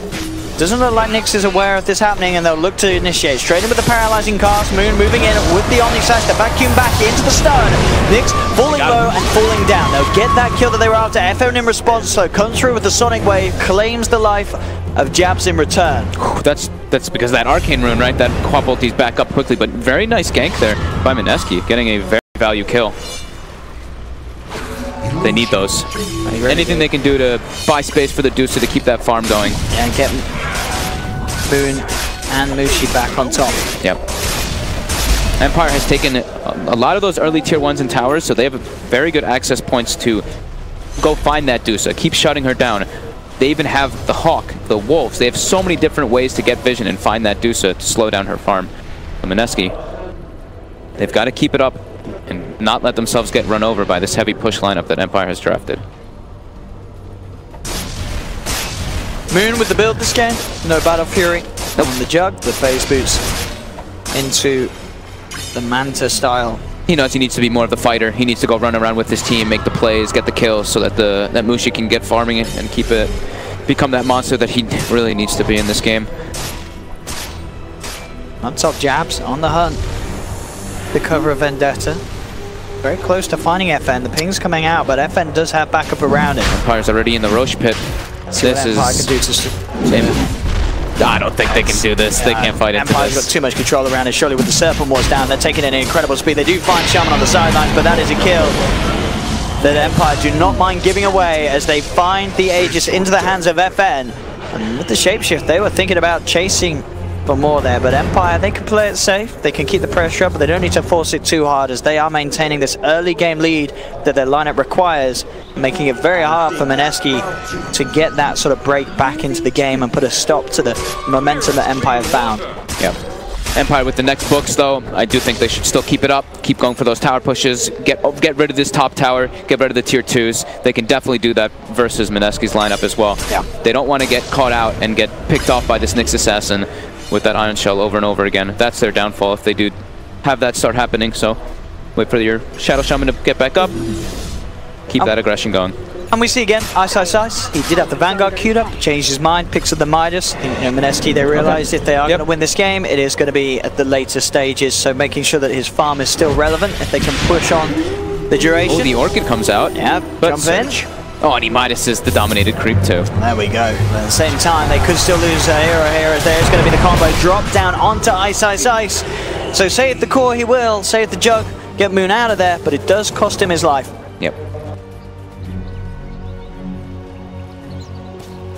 Poshka. She's dangerously closer to Mushi. He's got eyes upon Mushi. FN's coming across. Maybe the two of them can make a bit of a go onto him with the Orchid. Miposhka closing the gap with Mushi immediately. No hesitation there. Pops the Stone Gaze, making sure that FN and Miposhka can't try and commit for that kill. Yeah, FN kind of went a little bit through the creep wave, so he did get a glimpse of it for a moment. And Ghostic, though, alone. Jabs, jumps in, and they've got the Omni Slash as well as the Blade Fury with the paralyzing cast. Ghostic held down, taken out. Mineski do manage to find a killer around that ancient spot of their own half of the map, but as you can see, they're having to keep this constant vision up, these sentries around, just to make sure that it's safe for Jabs to move around under Invis and find those sort of setups. Yeah. The wolves are annoying too, so just, being able to see if they're ever being scouted. Yeah.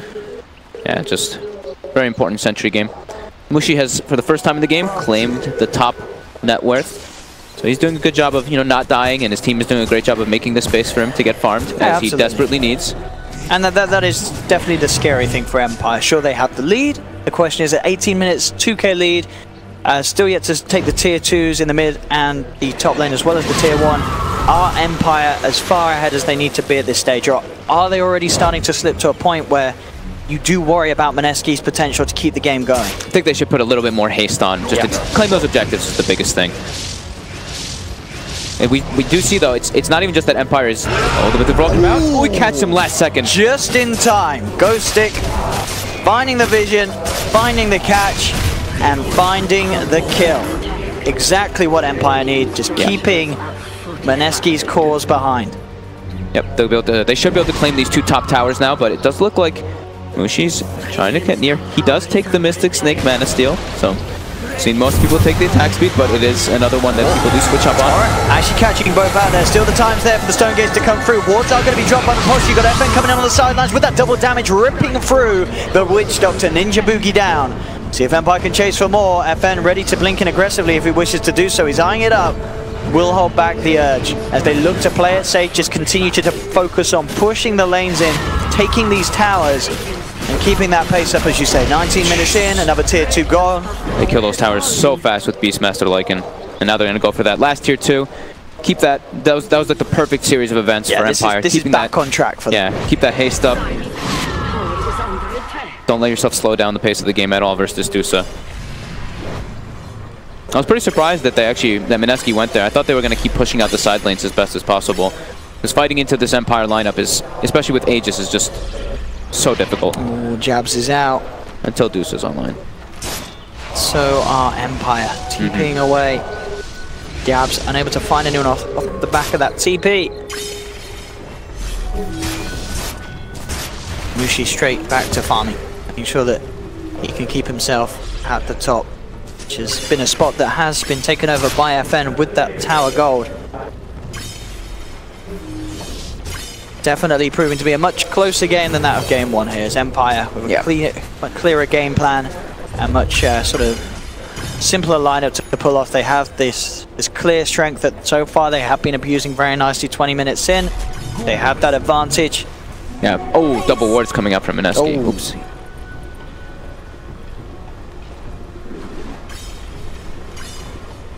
Will they be able to find anything here? Mushi is positioning himself, pushing the lane in. Will they be able to get the catch here? There's a BKB now on FN, so FN will feel pretty invincible in these fights. Ghost Stick is the closest.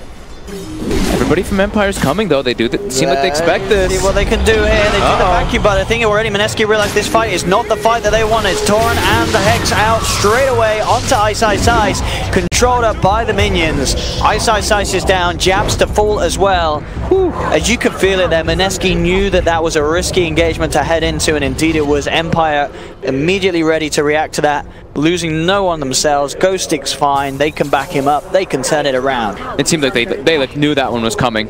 I think I saw a ping come out from me, Pushka on top of Ghost Stick. He's like, hey, you know, they're coming for you. We have a feeling that they are. Look at this mid. Pushka able to walk in straight away with the Hex and Shackles. Instantly BKB and Sonic Wave popped by FN. Not going to get the kill though. Now FN trying to man fight up against Moon. They have the X Mark, but Moon with the Blade Fury will hold himself in place. Shoku unable to set up the combo, but able to create the space for yet that final tier 2 to be taken away from Mineski. And this is where it feels pretty bad to be playing Mineski, because you want to be able to abuse those Ancients, you want to be able to farm those neutral camps with your Dusa a bit, but now they're going to be isolated in their base for quite a while, and Jug is falling further and further behind, and the same thing with that Darkseer. Yeah, Moon just unable to have any sort of impact really at this stage of the game. We saw him get a few kills early on with the help of Ninja Boogie's Witch Doctor, but at this stage his farm just not on par with that of the Lycan and of the Queen of Pain on the side of Empire. Yeah, they're going to need to just hope for some excellent high ground defense versus this Empire lineup, which is ready to go. And get a catch here. Ice Ice Ice indeed getting caught out by the combo. Pop the wall down to try and hold them back, and the sentries are ready for Empire. Jabs tries to sneak in from the back lines, but they had the vision down. They get one kill. They do get the vacuum wall combo onto 4. Forcing Empire to retreat for now. Mushi's there to force them off, but Ghost Stick with the wrap.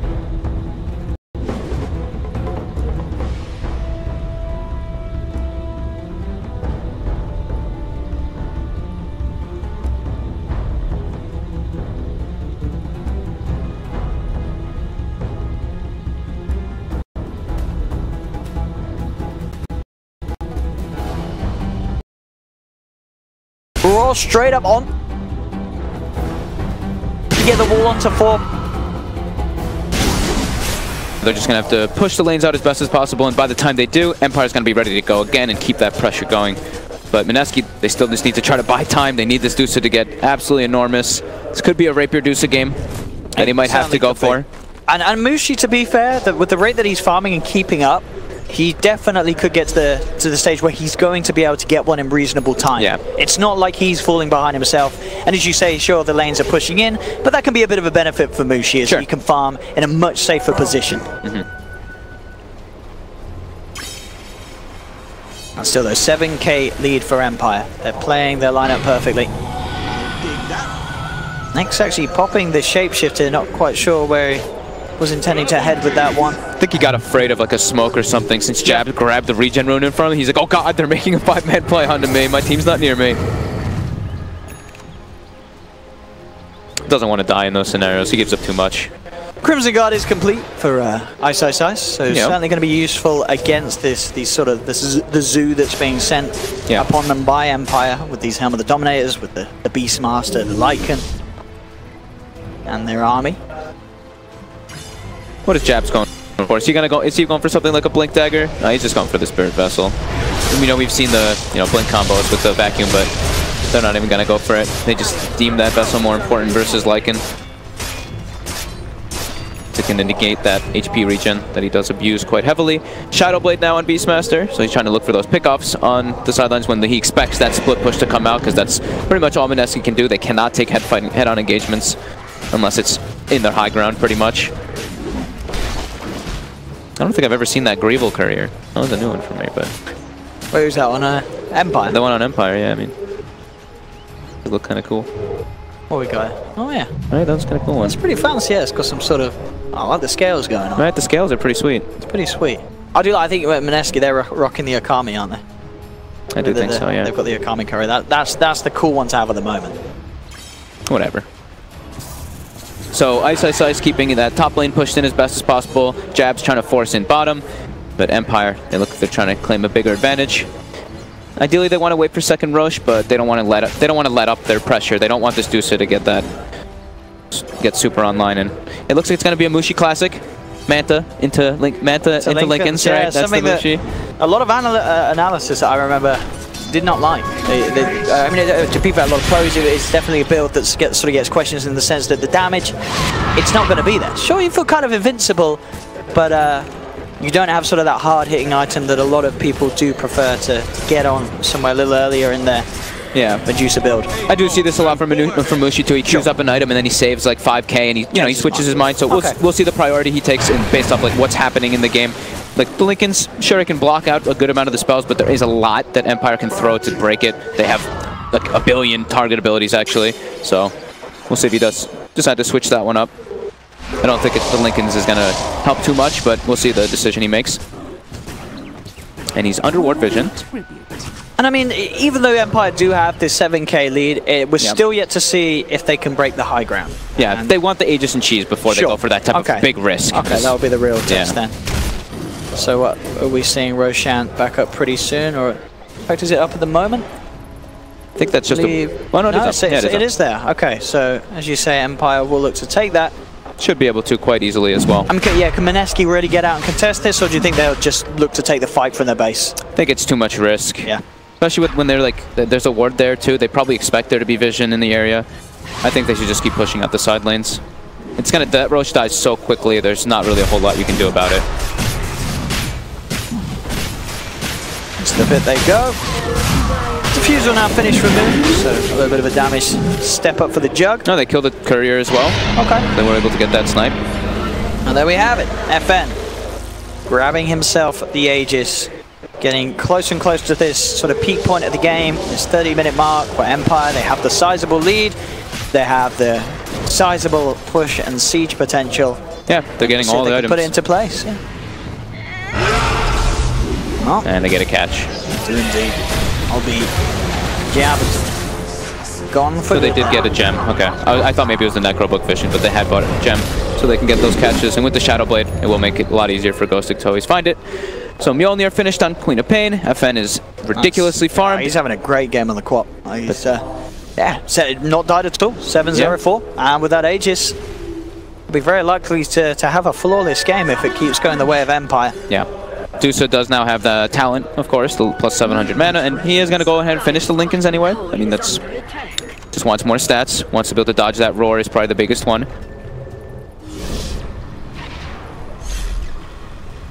Getting close to having the money for the mech. Ice, so still just working on building those auras. Yep. But high ground defense is all it's about for Mineski, really. It really is. And they do have the potential to hold with the heroes they have. Medusa, the combo that we've talked about, if they can find the setup, the vacuum into Impale, could be massive, but it's not an easy one to execute. We have seen Mineski before not be too afraid of that Aegis Cheese, right? In the other games that they played earlier in this tournament, they did just make the go and get a sweet pick off onto Aegis's before. And we'll have eyes. This could be a very good kill if they can get it. Look at the Hawk. Straight away the smoke's dispelled, and the Hawk gives all the vision that they need. So Ghostic knows, and he is well out of there. That would have been probably the biggest priority kill. Getting that gem, being able to clear out the vision that's around, and just denying that gem from Empire. seconds complete Mushi. So as we say, it is going to be hard to take down. Yeah, he's staying, you know, he's staying pretty much at that top net worth, tied up with FN. So full mech now, picked up. Wants to be able to get Guardian Greaves just in case he gets orchided up, he can purge it off. And just that, you know, like you said, auras and heal for his teammates to defend the high ground. Very ideal. Just got to keep slowing it down. Force the side lanes out. Empire, 9k, 10k gold lead. And they do need to do something with the Aegis Empire. I feel, as we've said, they have to try and break this high ground soon. The longer they leave it, the harder it is going to get. It's going to get against Mineski's lineup. Mineski's outside the base. Are they going to get caught here? And that would be the dream for Empire. Good warding though from Mineski around this point will give them the info that they need to realize they have to get themselves the heck out of that. Yeah. And they will do. And you see Jabs instantly running top. Yeah. It's like, gotta find myself some bounty runes, maybe look for some couriers. Other than that, you see the DOTA bottom just keep pushing out the lanes. Trying not to have all 3 lanes pushing it onto their side. Full times for Ice. That Midas is off cooldown. He wants to try and pop it somewhere. It's been for a while. It's been for a while. Oh yeah. Oh. He doesn't want to walk out though, because if he gets picked off, he has no buyback. He doesn't want to risk that. Do need that Dark Seer alive, there's no doubt about it. They need everything for this team fight. Mineski being 11k behind. He's surging. He really wants the Midas. He gets it off. Okay, he's happy. So now we see the Lycan, our Beastmaster position top, sending his minions, forcing the lane in. Bottom, we see Lycan doing the same thing. So they're now forcing all 3 lanes in. But that Aegis, it's gonna expire quite soon. Mineski just keeps stalling it out. And the next item for the Knicks will be that blink, so they can get that combo as we were mentioning with that Dark Seer. It's hard to, I mean, well, they still don't have that. They don't have a blink on the Dark Seer either, so no. Getting into position is going to require Empire to overextend slightly. Yeah, and there are BKBs already on the side of Empire too, on the Queen of Pain and the Lycan. Yeah, that's true. Yeah, so you can't get hit by that combo. Yep. It's really all. It's all on Mushi. I mean, Moon's it is all on Mushi. Is, as we said, it's falling behind. He is nowhere near that at the farm of the other 3 position 1 and 2s on the map. Yep. And maybe now time to start working on that Divine Rapier fund if you're Mushi. I do. Yeah, maybe. I think you really need to. You need something big, and he has got the money saved up. He's starting to do it. So he does take the 16% Feral Impulse damage. Most people take the Shapeshift. I've seen Matu take both. I think he's actually taken more of the Feral Impulse damage, I want to say. So he doesn't think that he needs to really be chasing people is what I think. He just wants to be able to brute force and take those buildings. And that is the Aegis gone. And Aegis has been reclaimed. And they're going to get a pick off. They have. They found Ghosting. And that's that is the gem. All right. Mineski. Been a long time since we've seen a kill on the board for them, but it has. I mean, this is the sort of worry. You know, this is the point where Empire, they do have this lead, but 16 minutes since they got a kill. For this whole duration of the Aegis, they didn't push high ground. They didn't even attempt to try and push high ground. So you've got to sort of ask yourself, what is it that Empire are waiting for? Is there a certain item that's really going to change their potential in pushing? Maybe they're just waiting for level 25, Owen.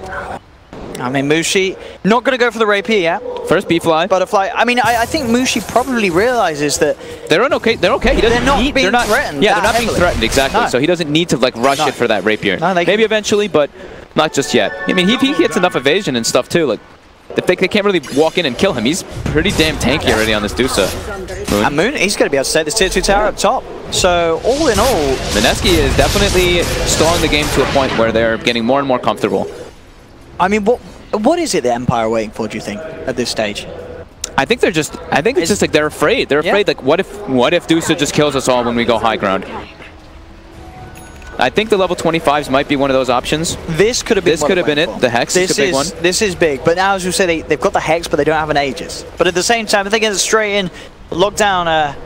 I mean, ideally, probably Mushi, or I guess Moon's the easier kill. If you can Hex him, Mushi a little harder to kill, even if you do Hex the DOTA. I guess they could just brute force it if they get Refresher Shard, double Serpent Wards. That could be another one. Just wait for the next rush. Yep. I think the biggest thing is they're just scared of going that high ground versus DOTA. Just that combo potential. Vacuum and Stone Gaze can be pretty strong, and Stone Gaze versus BKBs, of course, is very, very strong. So, full B-Fly. And MUSHI is definitely farming a treat despite the pressure that's been put on. They're keeping full control of the base. So, I'll wait till actually this next thing comes out. Yeah, FN's going to look to try and make a play with the Hex. Oh, Mineski jumping in for the BKB, but he's jumped into an Omni Slash. Oh, no! FN! That was not the play. And MUSHI got the kill. That's a bunch of gold. That was, I mean, no. They're getting impatient. We've had this period of time where Empire have just done nothing, and then FN's just blinked into his death. And I think that really sends worrying signals out from Empire. I don't know if they have what it takes to win this game. I don't know if they do either. They seem to be struggling. They seem to be choking. Lycan going for the TP. Bots as well onto the summons, but MUSHI, Stone Gaze, forces him away.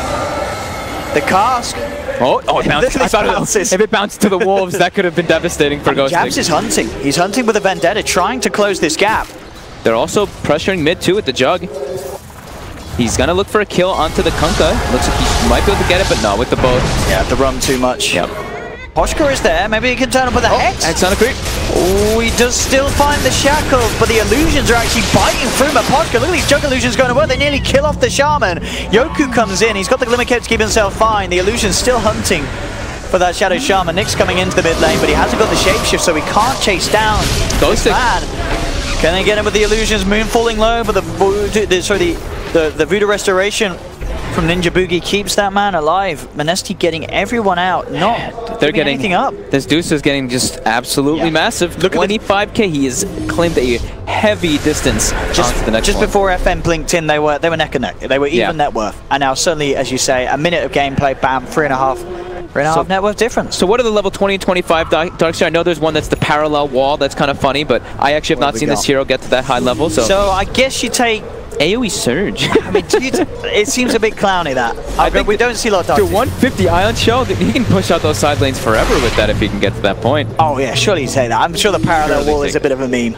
I mean, we'll see. I mean, if there's anyone that's going to take the parallel wall, it would be Ice. Yeah, we'll see. But you're right, 150 iron, that's a damage. That's a lot of damage. Sure, there's BKBs, but the BKBs are going to be wearing low if the game gets to the point where the Darkseer is level 25. And at this stage, where we saw Empire Scotty on the Deuce in there. 29 minutes, they were in a great place. Maybe they could have tried to push, but they didn't. They didn't even attempt it. And now Mineski, they are taking hold back at this game. And with this lineup, it is looking scary for Empire. It just seems they don't have what it takes to close this game up. And Moon as well, he's starting to catch back up as that Jug has now tied the Beastmaster net worth, has a Basher. He does a very high amount of physical damage. Empire definitely should start feeling some pressure here. All of Mineski. Let's see what they can do. Just X-marking himself, Yoku.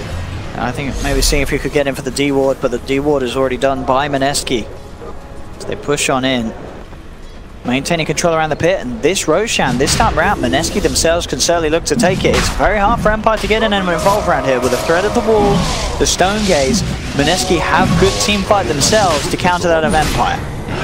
We are going to see Empire make an attempt. They got the to lead in onto MUSHI. They jump in with the Hex. They have got the combo coming down on him. Is it going to be enough damage? Sonic Wave flies through, but there's the chance for Moon to jump in with the Omni Slash. MUSHI still fully loaded. Get the kill. Big kill for Empire. Moon as well to fall. Perfect execution there. Fully committing, as you say, proccing the Lincolns, jumping in and getting that lockdown onto MUSHI. That is exactly what Empire required to take the fight. And they have no force stabs, it seems, right? On the side of Mineski, they had no way to pull him out of those wards. He was just isolated, stuck in there. The refresher shard is left. Is it? Didn't even grab it? Nope, still there. It's still there. We've had one team already today forget about the refresher shard, complexity early on. They've got more important things. We want to end the game. It does look like that's going to be the plan. Refresher shard could be pretty nice. They could throw some wards down here, but Nyx, the paralyzing cast bouncing around as well as the Maledict forces him back. They do pop the fortification as all three lanes are getting pushed in by Empires. Now this is the time for them to try and break that base. 30 seconds without Moon, no buyback on the Juggernaut. See how much damage Empire can get done. As Nyx continues to poke his head in and out of that middle lane. Cars there to cancel the shackles. They're pushing all three lanes. They can't deal with this too well. He takes the +7. Oh, they actually get him. Okay, FN jumps in. He gets the kill on Witch Doctor, but it does cost the Aegis. Stone Gaze is going to be popped by Mushi. BKB's there from FN. He will be fine to blink himself away. Down to the low ground, Mushi goes, trying to get the wrap around onto Nyx, but with the shapeshift, he gets himself out of there. They're looking to finish off that tier 3 tower, and they will claim the tier 3 top as Ghostic takes it down with the Satellite Tormentor. Indeed, they can get the melee racks, or can they? The bash comes through from Moon. They do get the racks. He goes for the TPI. He's going to need a bash on the first hit if he wants a chance, but he can't find it. They didn't have the detection, it seems, with the Glimmer Cape upon him, as along with the BKB allows the safe escape. So Empire get it done. They get the job done that they've been looking for the last 10 minutes. They are able to break the base, take a melee racks, and get themselves back in that significant advantage. 18k gold lead. Mineski was so patient this whole time for the last like 26 minutes, going to the Roche pit. And now it's a 12k, that big 12k swing from Empire in the last few moments. Absolutely huge from them. Oh boy. We sort of questioned whether they were going to be able to do it, but yeah, that fight around the pit just set it up perfectly. Yeah. As Mineski were not ready for that. That was always going to be the question. The hard bit was taking the fight. As soon as they do that, the push is never going to be a problem from Empire's lineup at any stage of the game.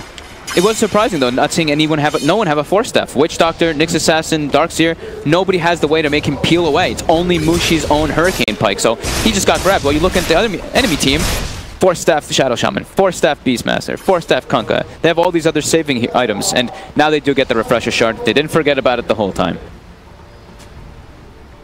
So the biggest problem for Mineski's lineup is that they can't deal when all 3 lanes are being pushed in. If it's just one, they can. FM ready to jump, going in straight away onto Mushi. He has to put the BKB himself. Mapochka dropping the wards outside the base here, but the vacuum stun comes through onto the Shadow Shaman. Sonic Wave flowing back onto the side of Mineski. They'll move in with the shapeshifter BKB. Lycan, but the Stone Gaze is out. Mushi protecting his team, forcing Empire to back up.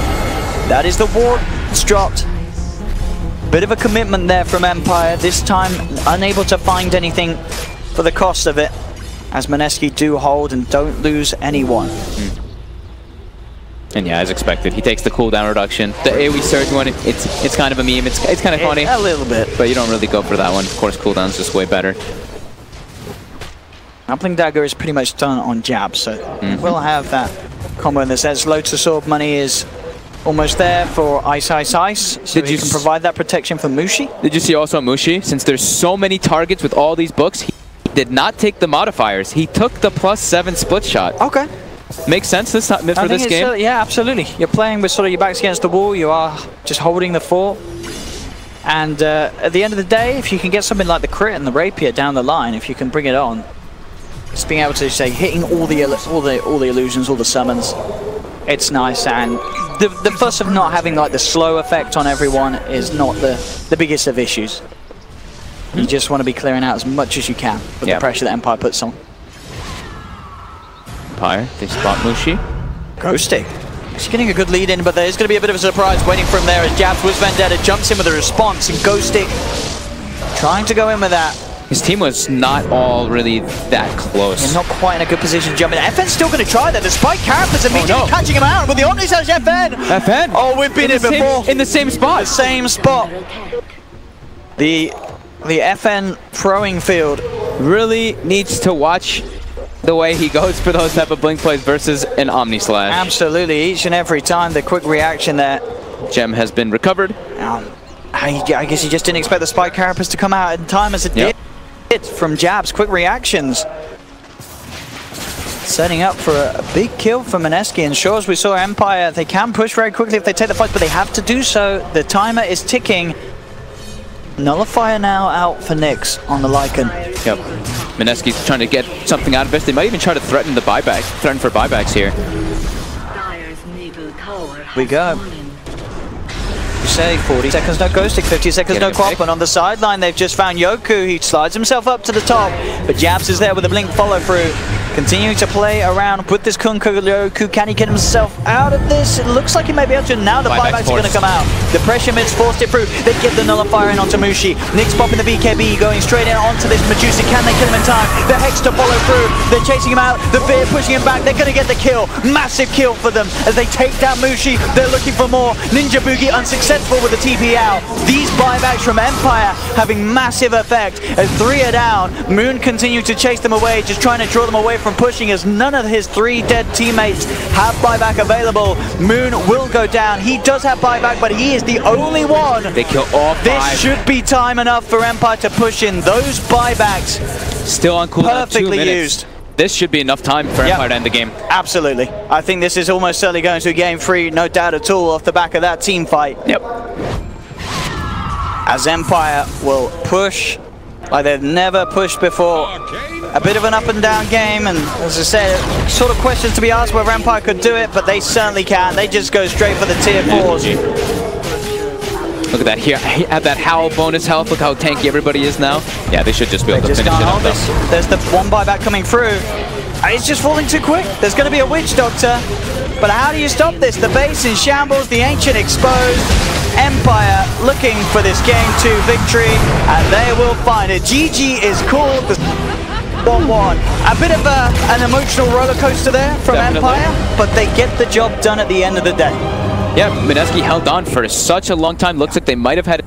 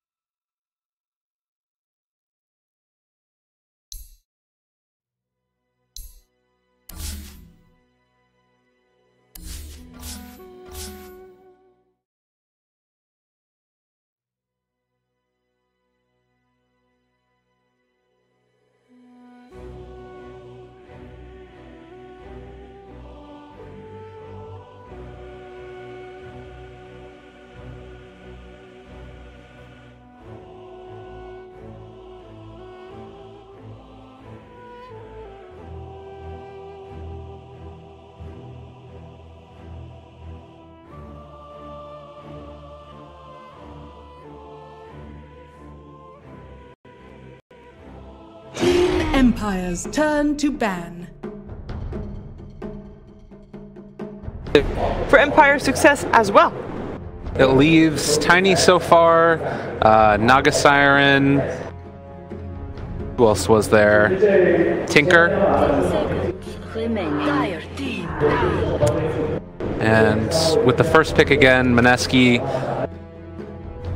They do not want to give away the Naga. Oh, they banned the Beastmaster. Yeah.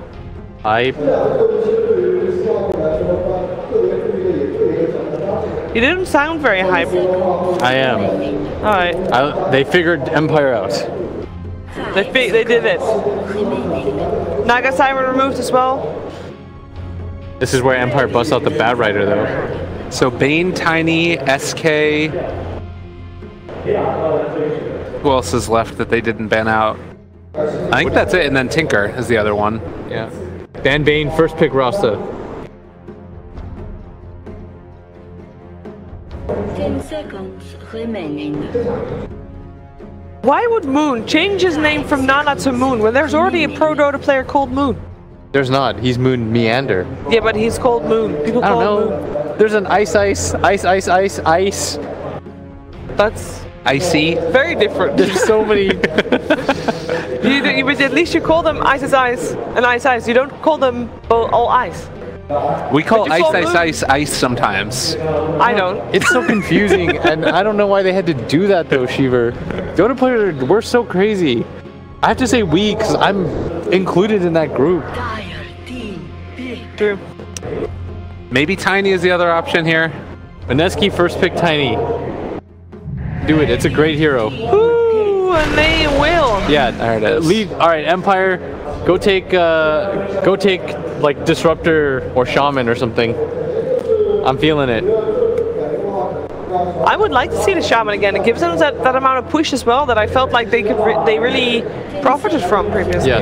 The downside of it though is like the disable lasts for 0.0. Whoa. You Razor Omni? Razor Disrupt? Hell.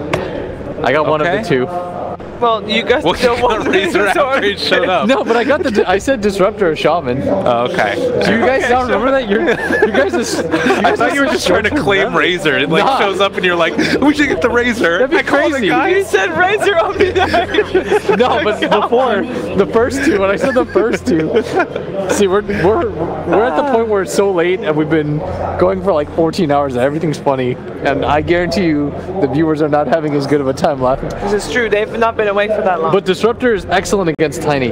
Yes. Why? Tell me about it. Because you ring your disable is ring that Tiny can't status resist off. Same with your ulti. Whereas like Shaman kind of sucks because you grip him and it instantly goes away. He just breaks free. I still think Nyx is pretty good. For Mineski, yeah? It would limit you though because I don't know if you can put that off lane against the Razor. Oh, okay. That's the annoying part right now is that the Razor changes things laning wise. And I think Empire realized like we need to win lanes, guys. That's how we're gonna win this game. Every game we win lanes, we win. Every game we lose lanes, we lose. I think Mineski has picked Ninja Boogie Witch Doctor more than any other person that's played any other hero. Definitely played it an awful lot. 5 seconds remaining. And it's good too, because I don't know if Empire would have wanted to run it themselves. They probably wouldn't have, but I mean the argument is there that it's always good against Tiny too. Burst that man up. So other heroes to ban: the Tinker, Bat Rider. Yes? I'm okay with letting you do the draft. So good. Alright, which opening do we like better? Because we both see the strengths and weaknesses from both sides. I like Razor Disruptor. Yeah, you prefer Empire's opening? Yeah. I like Mineski's more. I like the burst damage. See, we were before you had us defend one side each. All right, so talk to me about why. Lyrical, why are you beating Will's opening? Why am I what? Why are you beating Will's opening? I think because Razor kind of relies upon him living, and I think that Maledict and Avatos is going to make him die. Relies on him living? Every hero needs to live. No. Okay, here's what I'm going to say. He relies upon like being able to... Okay, that's going to be the exact same thing again. What hero doesn't revolve around living? He relies upon being able to stand in view and not die to burst. Is that fair? That's almost every hero. You just described the Dota hero pool. He's just a lot more passive. Well, exactly. You know, they want to have their heroes live, and this makes them die. Ergo. By your logic, Tiny's the perfect hero then. Which is why they first picked it. My logic is infallible, Will. It kind of is, honestly. You got me. Okay, do we have a commercial break for that? We do not. Damn. We have got a PL ban. And I did suggest. The PL ban? Yes. Unless I'm crazy and I'm so tired that I just said it in my head. Congratulations. Because Razor can't play against that hero. Alright. And they just lost to a PL too. Yes, and the Tinker gets banned out. We know that as Nyx, one of Nyx's stronger heroes. So no surprise there either. So they could take that Omni OD you were talking about last game. I like that. But Razor's nice against Omni. No, but like Team Empire taking it. Team Empire taking it. Ooh, that's... Alright, don't you consider Omni OD to be a surprise strategy, if you want to call it like that? You're really locked in on that term, huh? Well, you don't want to call it cheese. I like you too. You guys are cute. You keep trying to pull one over me.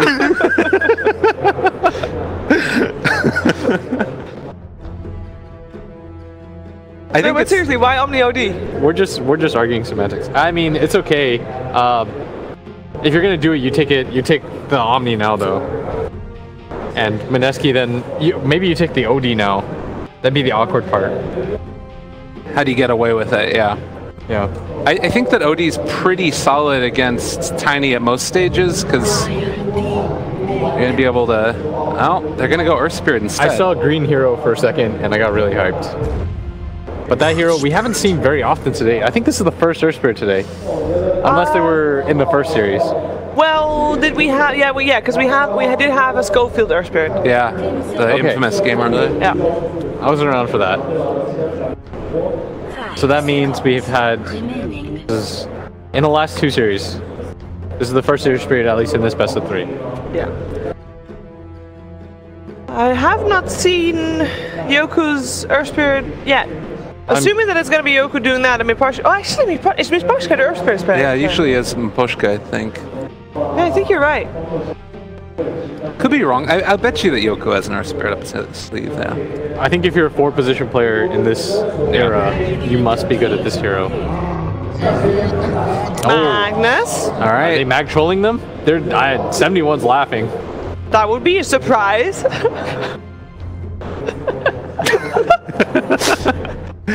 A strategy that's sort of surprising. A surprising strategy. Fuck, he's just looking at it. Honestly, though, it's also pretty nifty with Tiny. You throw a little power on that guy, that's so much damage. It is, it is. It is a lot of damage. And it is a hero that, even if you're behind, you can always come back, which is something that we know that Mineski really likes. They always want to have that insurance policy. And Magnus can offer that. Oh, we have not seen this hero being successful at all. Run it back. I mean, all right. It looked really bad before, aggro. But Ghostic loves this hero. Oh, please aggro. They learned from their mistakes. Fogged, they're going to aggro with this axe. They're going to put it 1v1. They're going to do it. I believe Empire have learned from their mistakes. They will enable this hero. They're going to aggro with the Razor. I'm feeling it. How is aggro with a Disruptor and Earth Spirit? Is it pretty solid? It'll be solid. It'll be fine, especially against the Tiny. It's annoying against the Witch Doctor, but that's life.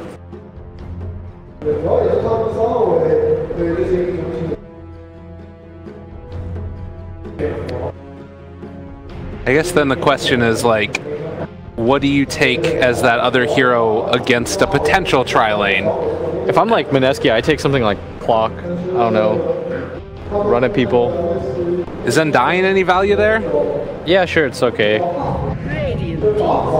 Click something fast. I'm okay with Bounty too. Bounty, there he is. They're gonna bounty hunter the bounty hunter team.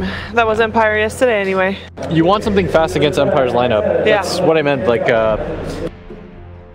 and Bounty's perfect because it gives everyone move speed, gives you vision. Gives you gold. Yeah, and more importantly, like the best part about playing Bounty Hunter against Axe is if for whatever reason Empire don't aggro and they let this Axe go against them again, he will just sit in the jungle, take your last hits, soak XP, be as annoying as possible.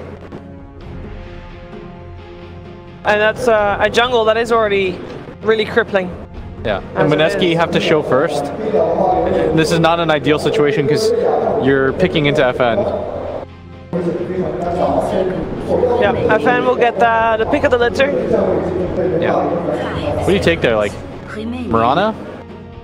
Again, I think the worry is that you end up getting quapped afterwards. Nope, you can't get quapped afterwards because quaps get banned. Do it up. All right, that works. Is that enough? I think it's kind of cool to have like the follow-up. I always worry about with Magnus not having another form initiation, but Tiny kind of solves that problem a little bit, and then you can like follow up with the mag, and then Arrow is also another way to follow up with DP. Now go for the Death Prophet. At least you got the RP, and with the follow-up being the silence, so it's great. One more hero left for Team Empire. They don't have any bonus time left, so now or never. We're looking for an FN hero. Which hero does well against the Death Prophet is the real question. They could always put the Razor mid. They did Sniper before. All right, they're doing it.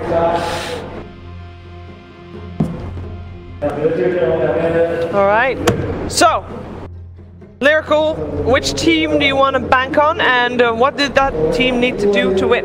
I think I'm going to stick with Mineski. I think that they just need to make sure that you get a pretty decent start as far as like. I think the Tiny's going to be one of the key heroes, getting that Blink Dagger at a decent time. And if they do aggro into him and they shut that down, they're going to have a lot of trouble starting fights in appropriate ways. And then, of course, you know, just how effective they can be in that regard. How about Empire, Will? What do they need to do? Ghostic needs a good laning phase. The time they played Axe, he had such a miserable time. Yeah. You absolutely cannot afford to give this guy a bad time. FN will get his. The Razor is fine. Just make sure. I think you go aggro, you let FN, or you let Ghostic take the one-on-one. All right, it's all about that X then for Empire. Last game of the day and last game to decide our last semi-finalist who will play against Liquid tomorrow. Let's find out with our commentary team of ODPixel and Fogged. Thank you very much. Game 3, the now having to come back that we've seen have a bit of a tough time. The Axe being picked up for Empire. I'm interested to see how it rolls. We've had a few sort of ups and downs in the world of the offlaners in this series. We sure have. Some variants being used. The Axe this game, has it got a chance, Fox? We've seen it already struggle today. I think what the reason is, at least I know this team really likes the Axe, but I think in the reasoning they saw the mag, so they're seeing the Empower, the Blade Mail, right? The Blade Mail versus Empower was something we used to see very commonly when Axe was picked up a lot. So I think that's what they're planning, but we did see Empire completely go the other way. They take two heroes that are not going to benefit. They take the Death Prophet, which doesn't really benefit from it too much by any means, not having to worry about that Axe. Mineski, they go for a First Blood, unable to achieve that. So, who doesn't love some late night DOTA? Because we had one last game, we have one this time. We do, we have it again here. This time, Mineski definitely was sort of their own ways to take it late. They are going to have that power Tiny and such. But overall, it seems sort of similar in the way that Mineski this time around will be the lineup. It wants to try and close things up a little sooner, get things done, get the Death Prophet pushing down those lanes and keep the pressure up and sort of aim for that 30-minute They have to hard commit too, right? Yeah. This is what we've seen in versus this Disruptor. People are really having trouble because the way that Dota's played right now, a lot of times is like you go in and out, get in and out, and the team fights. And Disruptor, the big punishment that it does is, you just get glimpsed and then you could keep chasing and you lose heroes over and over and you start getting more and more of a deficit. So they do have to hard commit with that Death Prophet when they go for those pushes versus Disruptor if he's alive. Ghostic getting Hunger level 1. Is he going to be able to get anything up here? Like the panel said, he struggled a hell of a lot the last time. It could be similar this time. We already see the tri-lane going up there to commit on him. He could be at risk of dying if they go for some type of Maledict play. But careful. He's got the Tango eaten already. Should be able to back off nicely with the HP regen already starting up and that movement speed. And like Will said, they are going to position up a aggro tri-lane and switch that Axe to bottom. Straight away they want to get that Axe versus Magnus 1v1. They don't want to sack him. He's really important to Empire's game plan. Not just the Axe, but Ghostic as a player. He is crucial for Empire to be successful in this game. And this is the first time I've actually seen Yoku play the Earth Spirit, like they were saying too. We'll see what he can get done with it. Obviously backing up this aggressive tri-lane, as you say. Again, that Razor versus the tiny matchup. Those casks. There's a good few bounces. Yoku will roll in. At just level 1, they're not really the courier. They've got it. That happened. That was a quick movement by Ninja Boogie. They did not expect that by any means. Absolutely not. Yeah, showing himself up top as the game began. Finding himself directly towards that mid lane. So, yeah, they don't want to... Mineski doesn't want to battle a try versus try. They want to try to dodge this as best as possible. Mushi now could be in some trouble, but he might be able to just distance himself and he will. Yeah, hard to move in on it with the bouncing, paralyzing cast coming out from jabs. Yep. Doesn't stop the push. Yeah. But Bounty wants to just move around and punish the other two lanes. Yeah, as you say, as soon as he's mid, he's going straight back down towards the bottom lane. And Mineski not changing the lanes up again in response to Empire. Getting the matchups that they wanted. And we'll just stick with it, keeping ISO down there on his own against the Axe. But as you say, that is going to mean that this Axe should hit his item timings this time around. Yeah, should his item timings, and Tiny should get pressured a decent amount from this Razor. Razor being one of the better heroes versus Tiny because you're very low on armor, and as a melee hero, you do get linked up quite heavily. But then, getting a lot of harassment here, Ninja Boogie. Still on level 1. But look, there's Yoku with the roll-in. Moon's the one to be in trouble as Yoku chases down the DP. One more right-click will do it. Burst blood for Yoku. Does have that arcane ring. I wonder if he can find Ninja Boogie. He's going to try with the roll-in, finds the connection, and he's going to get the kill. Double kill for Yoku. We wonder what he'd do on the Earth Spirit. Or a cracking way for him to start. I like his decision. I mean, of course he gets the kills, but the overall decision, if he hadn't got them anyway, is they already know that it's a dual lane top, so they can make the moves around with the Earth Spirit to match the bounty. That glimpse with the static link, meaning that Nyx gets the maximum length of it. Doesn't matter though, but the jabs comes in with the cars. Mushi actually comes back in for an avalanche, and that's going to mean that Empire get the chance to trap him in the kinetic, but they needed one more right click though. The field will get it. The plasma's out from Nyx, and they find the kill. Empire picking up a third kill, getting these favorable lane matchups, making these movements. Yeah, off to a good start in the lanes. Empire should win 2 lanes off of this quite easily. The mid lane is going to be a bit of a trade. Death Prophet does win though, overall, but there was that rotation coming in. Courier has respawned. They can start getting some items to be brought out. Jabugi's back up it. It's level 1 at the moment on the bounty, and never leading again the field, allowing some time for the static link to build up. And now Mineski are trying to turn Ninja Boogie to reveal themselves, and Miposhka sort of trapped behind here. No way the Nyx can get them out of this one. So Mineski get themselves the first kill on the board for their own team. Honestly, a lot of movements coming out. Whenever the 4s see each other in opposing lanes, they're going to switch it up and gank the opposite one so that they don't have to deal with it. It's a very early earn coming out for Yoku on that Earth Spirit. And as we see, Ghostic bottom lane is dominating that mag by quite a bit. 24 last hits to the 12 of Ice Ice Ice. Gonna have a very early Vanguard, and that's exactly what they need. Empire, like we said, their success is having Ghostic have a good game. Is this the way to go then on the Axe nowadays? Get the Vanguard over the Blink? Any reason not to rush straight the Blink this time around? I guess it can be a similar thing to when you see those Bat Riders get drums, right? You don't want to be that one-trick pony where you get so focused on ganking so much with your Blink that you just start falling really hard on farm.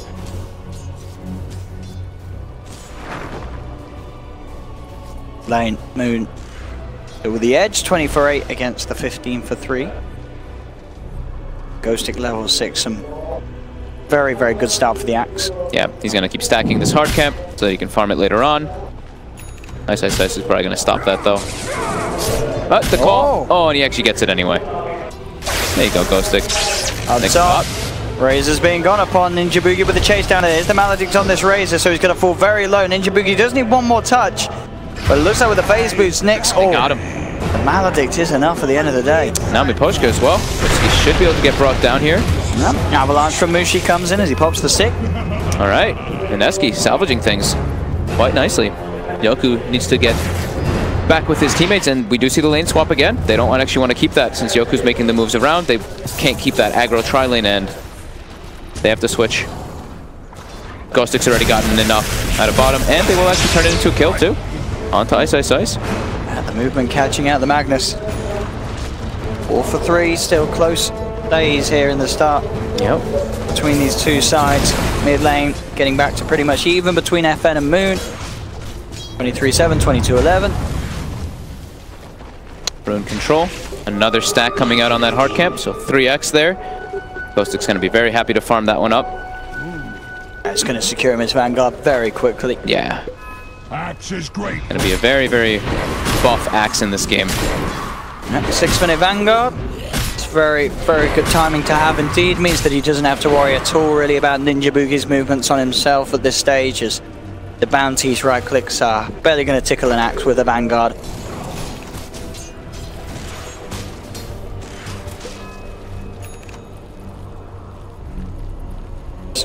So Ghostic can also have to pretty much farm wherever he wants. Camps or in the lane. Not worry about any sort of pressure. Yeah, he probably just wants to like jungle for them a little bit now. But top lane is abandoned, so they more than likely want to position someone up there to soak that experience. Bounty Hunter stalking that Deuce who's farming the jungle at the moment, just taking that experience. How the Ancient stacks, they do have a double. And now Ghostic Justice does go top to sap that. They shrined up and then they sent him up there. Gotta have somebody perched up, but... And with the Vanguard knows that he can easily lane against Mushi at this stage, especially if Mushi's on his own. But Mushi does actually have a wraparound coming in from Jabs and Moon. Oh, Ghostic, uh-oh. This is a big move to make. He's quite tanky. Is he tanky enough though with the Siphon and such bringing him down? Ghostic's going to fall very low. They pop the Exorcism and Ghostic is surely going to pop with a Maledict on him.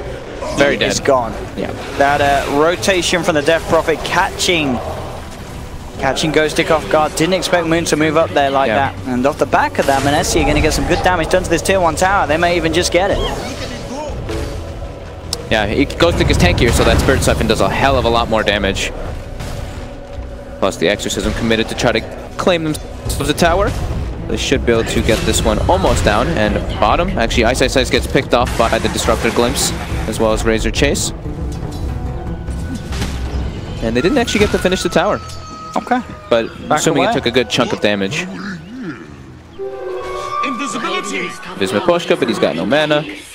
And it does look like the Ancients were blocked by Ninja Boogie in the meanwhile. Making sure that Medusa can't accelerate the farm too hard.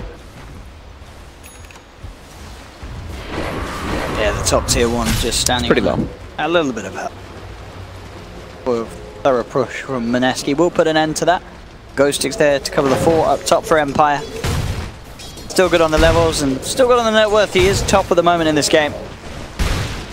With his quick Vanguard timing. He's got to watch to make sure he doesn't die too much though, because he gives a lot of gold and He does indeed, and with 3 heroes surrounding him, he's doing his best to try and man up onto Mushi, but with the Maledict and the Avalanche toss combo, Ghostic will pop. Yoku's going to come in and try and do his best to turn things around.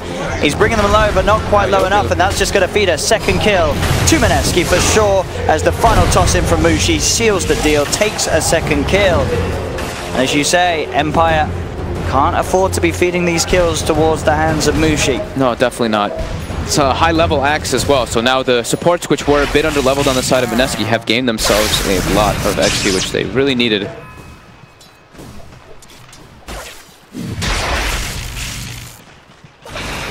Still very, very close, as we can see no core really getting left behind. Ice. Off the back of those deaths of Ghostic is pretty close to being cool with the network of axe. Thanks. There's no skewer available. Doesn't have the mana just yet. It's on cooldown. He now has the mana, but is he gonna just get brought down before he gets the distance? There are TPs coming in. He looks pretty dead. If Yoku can land the combo, he'll have it, but he misses the roll. Doesn't matter by the looks of it. Nyx with the plasma field, claiming the life of Ice. 4 kills on this Razor.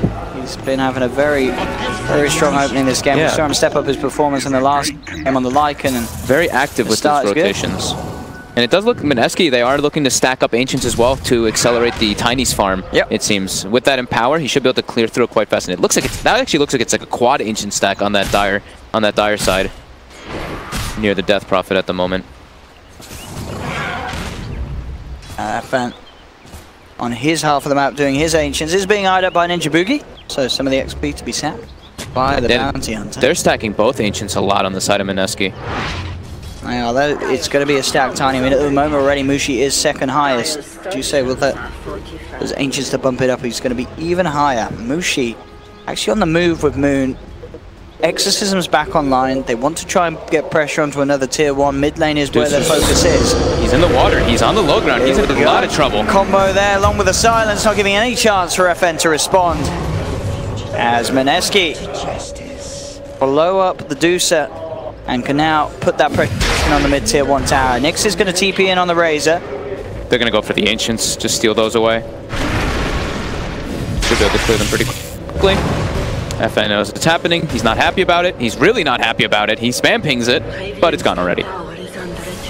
And they get some aggressive wards down as well. You see Ninja Boogie puts a high ground ward in the enemy jungle and another high ground ward on the other side, so he's going to be able to watch the rotations coming in from Empire. And I think it actually may have caught the smoke because I did see a line drawn by Ninja Boogie, pretty much indicating that they knew Empire was smoked up. Can they get the glimpse? Oh, Moon. Not able to. It was just on the edge of the vision there. Empire not quite finding the chance to catch him. They really want to use their Disruptor level 6 to get themselves some kills. Now that Ancient will not respawn because of that ward. And they will watch all of Empire together. And now Miposhka knows it is blocked. Ghostic going to be going back for that Blink Dagger, of course, so we can start making some plays around this map. Yoku. Oh, rolling in, but Ninja Boogie has eyes on this movement. He knows what's up, and in fact, with level 6, he pops the track out. Mushi jumps in with a combo. That'll be a track kill for Mineski. Maybe they could try and look for more. Moon has to siphon onto Yoku. What? Jabs just solo killed Ghostic top. The Death Orb was dropped, and the axe was popped. That's... Empire's crumbling, honestly. That shouldn't happen. It's... Come on now. I mean, Jabs actually just solo killed the core axe, who is like amongst the top 5 of net worth. Empire needs to chill out and stop hemorrhaging all these kills. But Mineski is playing a little bit too fast-paced, making the moves. Look at these wards coming out. They've got all the vision in the world of where Empire's going. They know exactly where that Deucer is. Yeah. Even puts a base ward at the 13-minute mark, just to see where they're going to go to try to make those plays. How are we looking on Ice's items? He's got, what, 4.3k at the moment? Look, I'm talking about the Blink Daggers. The Blink Dagger is now there for Mushi. Yeah. So a little easier for him to land those combos. And, well, up top. Ghostic wants revenge. Yeah, he's found that pesky witch. Dr. Jab does get the Maledict out, but Ghostic gets the spins and is able to cut down the Voodoo Man.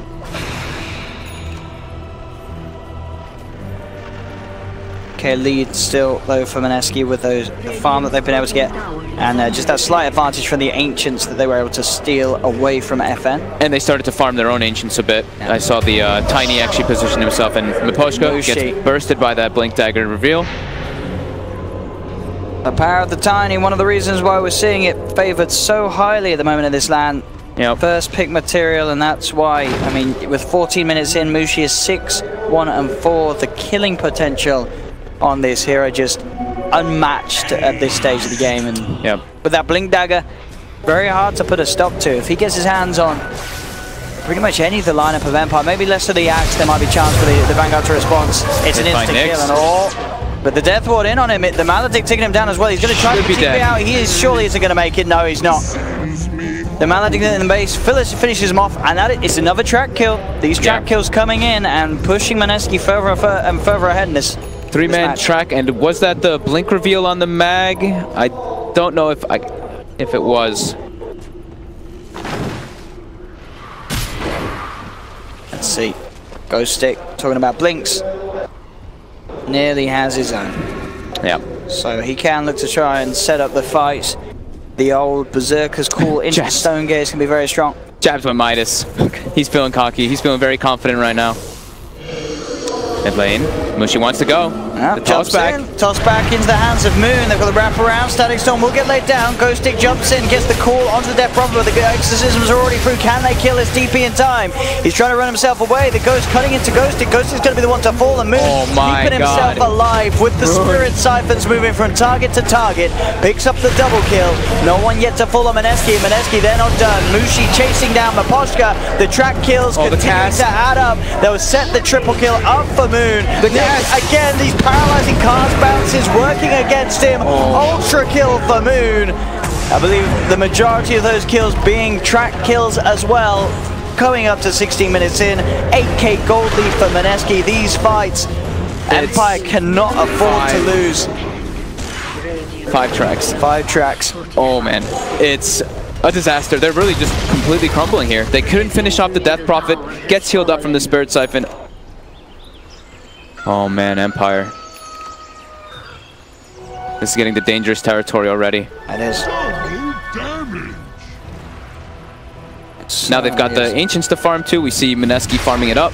So on top of getting several kills, they're going to clear a 4 or 5x Ancient stack for Mushi. It's a very happy man. He even had a DD to clear it even faster. And it was the Dominator pickup actually for Daryl for Ice instead of going for that Blink. This is the old build. He used to go a lot on that mag. Yeah, with the kills that they're beginning with the track, he's going to have the Blink itself very soon after. Just a few hundred gold away from having that on the Magnus. Oh my goodness, 10,000 gold lead already at the 16-minute mark, Owen. Yeah, they've been utilizing the bounty very well. I mean, Ninja Boogie, he's been having some impressive games, very good with his movements early on. Both supports from Mineski are, I mean, Jab's got a solo kill on the axe. The cask bounces onto that onto the Deuce there as well were ridiculous. All skill. All skill. It's all about the positioning though. All of Mineski did collapse very quickly. And it was only a one-man Disruptor ulti which caught the Death Prophet that they could not burst down. And now DP has Yule Scepter, so can survive a bit of that burst. Or, what we've seen a lot of time, the build versus Axe, of course. You go that Yule's and you can just always get the counter initiation as soon as he blinks in if you have vision. And here we go, look who's there. RP's ready. Nice. Doesn't have to blink yet though. Still 100 gold away. But they're all wrapping around. Ninja Boogie's starting to get vision, throwing some tracks out here. The rest of the team's coming. Lineup. Who managed to find the bottom smash out onto the bounty hunter. Mineski, they're going to look to back him up. Moving in with the Exorcism. Moon ready to go. Chase down Yoku, FN, and Ghost Stick. But he's been taunted. It doesn't matter on the backlines though, because Nyx on the Razor's already fallen down. They get the glimpse back onto Ice, but he gets the RP off in time to hold Ghost Stick in position. That'll be a second track kill. FN fortunate enough to get out. But again, Mineski just increasing their lead with each and every one of these kills. Monster kill for Mushi. As I gotta say, 18 minutes in, this has got to be the most track kills I've seen sort of back to back after a while. They're just playing this bounty hunter lineup perfectly. Sure, Ninja Boogie dies, but he sets up the track. 12k lead. Super worth it, yeah. I mean, he doesn't care. His job is just getting vision so his team can fight, because his team has way stronger team fight. The other team has a DOTA lineup, which takes a long time to get online. And now you're seeing Razor. Look at his poor net worth. Jabs has passed Ghost Stick. Jabs passed the Razor as well. This Witch Doctor is going to be tremendous in this game. Let's go, Agnes. He's had some wealthy games. It was a game one of the series, of course, where Jabs was building up the Radiance Octarine at sort of the 30-minute mark on a support Naga. And here he is now. It's a lot, though, like you were saying, Ninja Boogie. He's been reading the map so well, getting those deep wards. Has just done so much for them. Yeah. A spectacular movement by him. He is getting a lot of dollar for his team. Solar Crest already. So Midas Solar Crest at 19 minutes on the Witch Doctor. More farm than the Razor, more farm than the Axe. He has treads. He's even got treads on top. Love and life. How can Empire get aggressive is the problem. They're constantly under vision of Ninja Boogie. Should be able to get this kill here though. Something to get them back on the board since it's been a while. That's something, a bit of money for FN. DOTA fund. Yeah, much needed. Top lane though, Nyx pushing out. He's got to be careful, the net comes out. Yeah, they've got the trap. He is going to go for the TP, but the skewer from Ice is there to cancel it. Silenced and surrounded. Nyx will fall. Another kill for Moon. Wicked Sick on the Death Prophet. That Dominator coming into play. Empire still hemorrhaging kills all over. And Mineski's not having to commit big ultis there. They didn't have to throw RP, just a net into a skewer and more than enough. Ghostic not able to really find anything on this Axe 0, 5, and 2, even though he was given that safe lane. They prioritized him so heavily and he's not really been able to do much with that farm.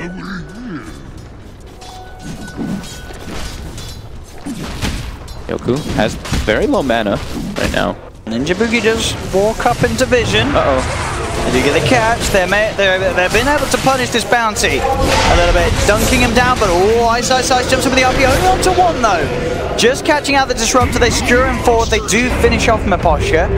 But that was the RP and Ghost expended. If you're Mineski, you do want to try and find a bit more with that. Yeah, go for Roche. They have the Solar Crest too. They wanted to ideally, of course, get that Dusa since they popped double ultis, but just out of range of it. At least they're going to get that Roche Stone. Empire not happy. Try and play the long game, hold that high ground. They do have the Dusa, and FN is reasonably farmed. Does jump in, he's got a call. And he's managed to catch out Ice. The silence to follow up from Yoku, and the damage from FN and Nyx enough to get the kill. But the space is there for Mineski, finishing off Roshan, getting the Aegis into the hands of Mushi, so they can just look to reset, wait for Mushi, wait for Ice to get back alive. We could actually hear Ice there. He's saying, I'm just gonna go in, So I guess he just didn't want the Empire to have the chance to jump in and steal. He was like, I'll throw my life away for this, for the good of the cause. Well, if Ghostic's initiating on him, he's not getting the blink into the pit as the Axe. Yep. Deny? Oh, he tried. Dire's top tower has fallen. Mushi prioritizing HP talents. So looking at Empire, Miposhka gonna be in some trouble here. That should be enough with the Spirit Vessel, or at least very close. He's okay. But the tree. Hey! Oh, no. Oh, Mushi. Oh, poor Miposhka. He's like, I lived. Oh, man. That's going to feel pretty bad. Definitely. Yeah. So look at them. They at least have their Dusa farming.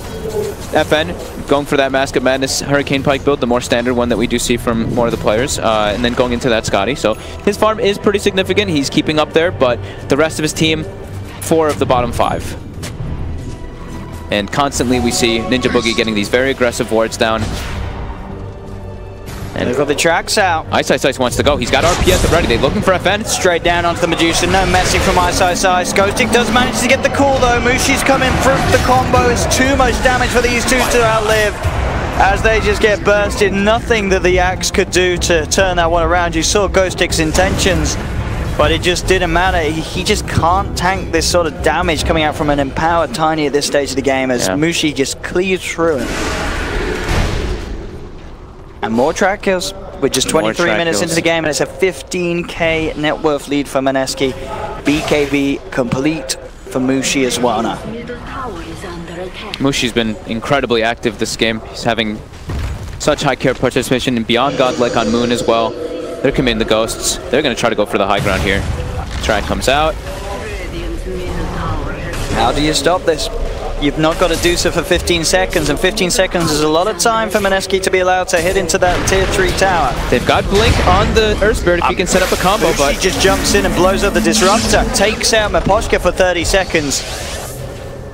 Jab's even walking past the Raxus to get a Maledict aggressively. And they'll play it safe as it seems. They take the tier 3, they back off. Mineski know they have the edge and they don't want to throw it away. They force reactions. They've got a full BKB back at base for their Tiny. Exorcism's down. They don't need to go for too much more. All they need to do is go for these pushes, try to get these pickoffs, one or two heroes, and then with Exorcism, Siege, because Empire's lineup still needs a lot more time for this Dusa to get online, and at this much of a deficit, it's going to be harder and harder. Yeah, absolutely. We saw the last game, Mineski with their Medusa getting close to the point where they were able to turn. And it is a hero that does always have that potential, but this game arguably a lot harder for the Dusa in the hands of Empire compared to what Mineski have. As their lineup, their net worth lead more than 2 cores essentially ahead of Empire in terms of individual farm. That difference between these two sides, very hard to hold if you're Empire. Yeah, and poor Miposhka, you see him 1 in 8 on the Disruptor. Has like no items, will die to pretty much anything that gets thrown at him. I feel for you.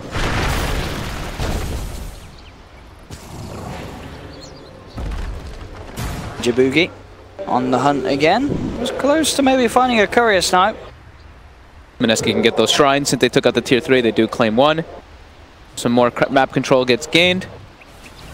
And they're going to be sure to keep pushing out those other 2 lanes so they can set up for another push once they've got that extra Sesam available. Because they do have everything else right now. They have Magnus RP. And Moon, he is very, very tanky. 22 armor. On top of that, you will save. And level 18. So that level 3 exorcism is online. And they're going to go. They're keeping ready for this push. FN is tracked. Uh-oh. I mean, he knows he's tracked, but he's still coming out pretty far. Toss onto FN, chucking him back towards Moon. They've got the cast, the Shiva's Guard slowing him down with the Malazzic upon him. The Ice RP as well, coming in, catching them all. Ghostic still tries to jump into play, but he's forced back. They're without the Deucer, without the Earth Spirit for a good amount of time. Mushi jumps in with the combo. Avalanche onto Miposhka and Nyx. The Shuriken bounces come in as they're forcing Empire back to the base. Nyx dying in the fountain. As this game looking to be pretty close to being over for Empire, as Mineski just bringing the same fire that they produced in game 1. It looks, I mean, this game does look over. 30k gold lead, they're going to get 2 sets of Raxus here. Mineski with a very aggressive performance in this last game. Absolutely. Empire just getting split up and dismantled. Mineski will obviously be happy with the win, but seeing as it does come through, GG called by Empire. Mineski taking the series 2-1, moving forward and knocking Empire out. But I think if you're Mineski, you see how well you won game 3, you're probably going to look back at game 2 and say, well, how did we actually manage to lose that? Because it was quite clear from the series as a whole, Mineski, they are on another level to Empire. They are. They just seem much more refined, which is expected with their lineup, having the hit players that they do compared to Empire. Turning up, they brought Nyx into the foray, this newer player that they've been playing with, and they did have their shining moments, but it just wasn't quite as polished as Mineski overall. No, definitely. The second game, Mineski's probably looking into like, our draft is a bit hard. We have to play a lot slower. I think when I see Mineski do their best is when they're playing this fast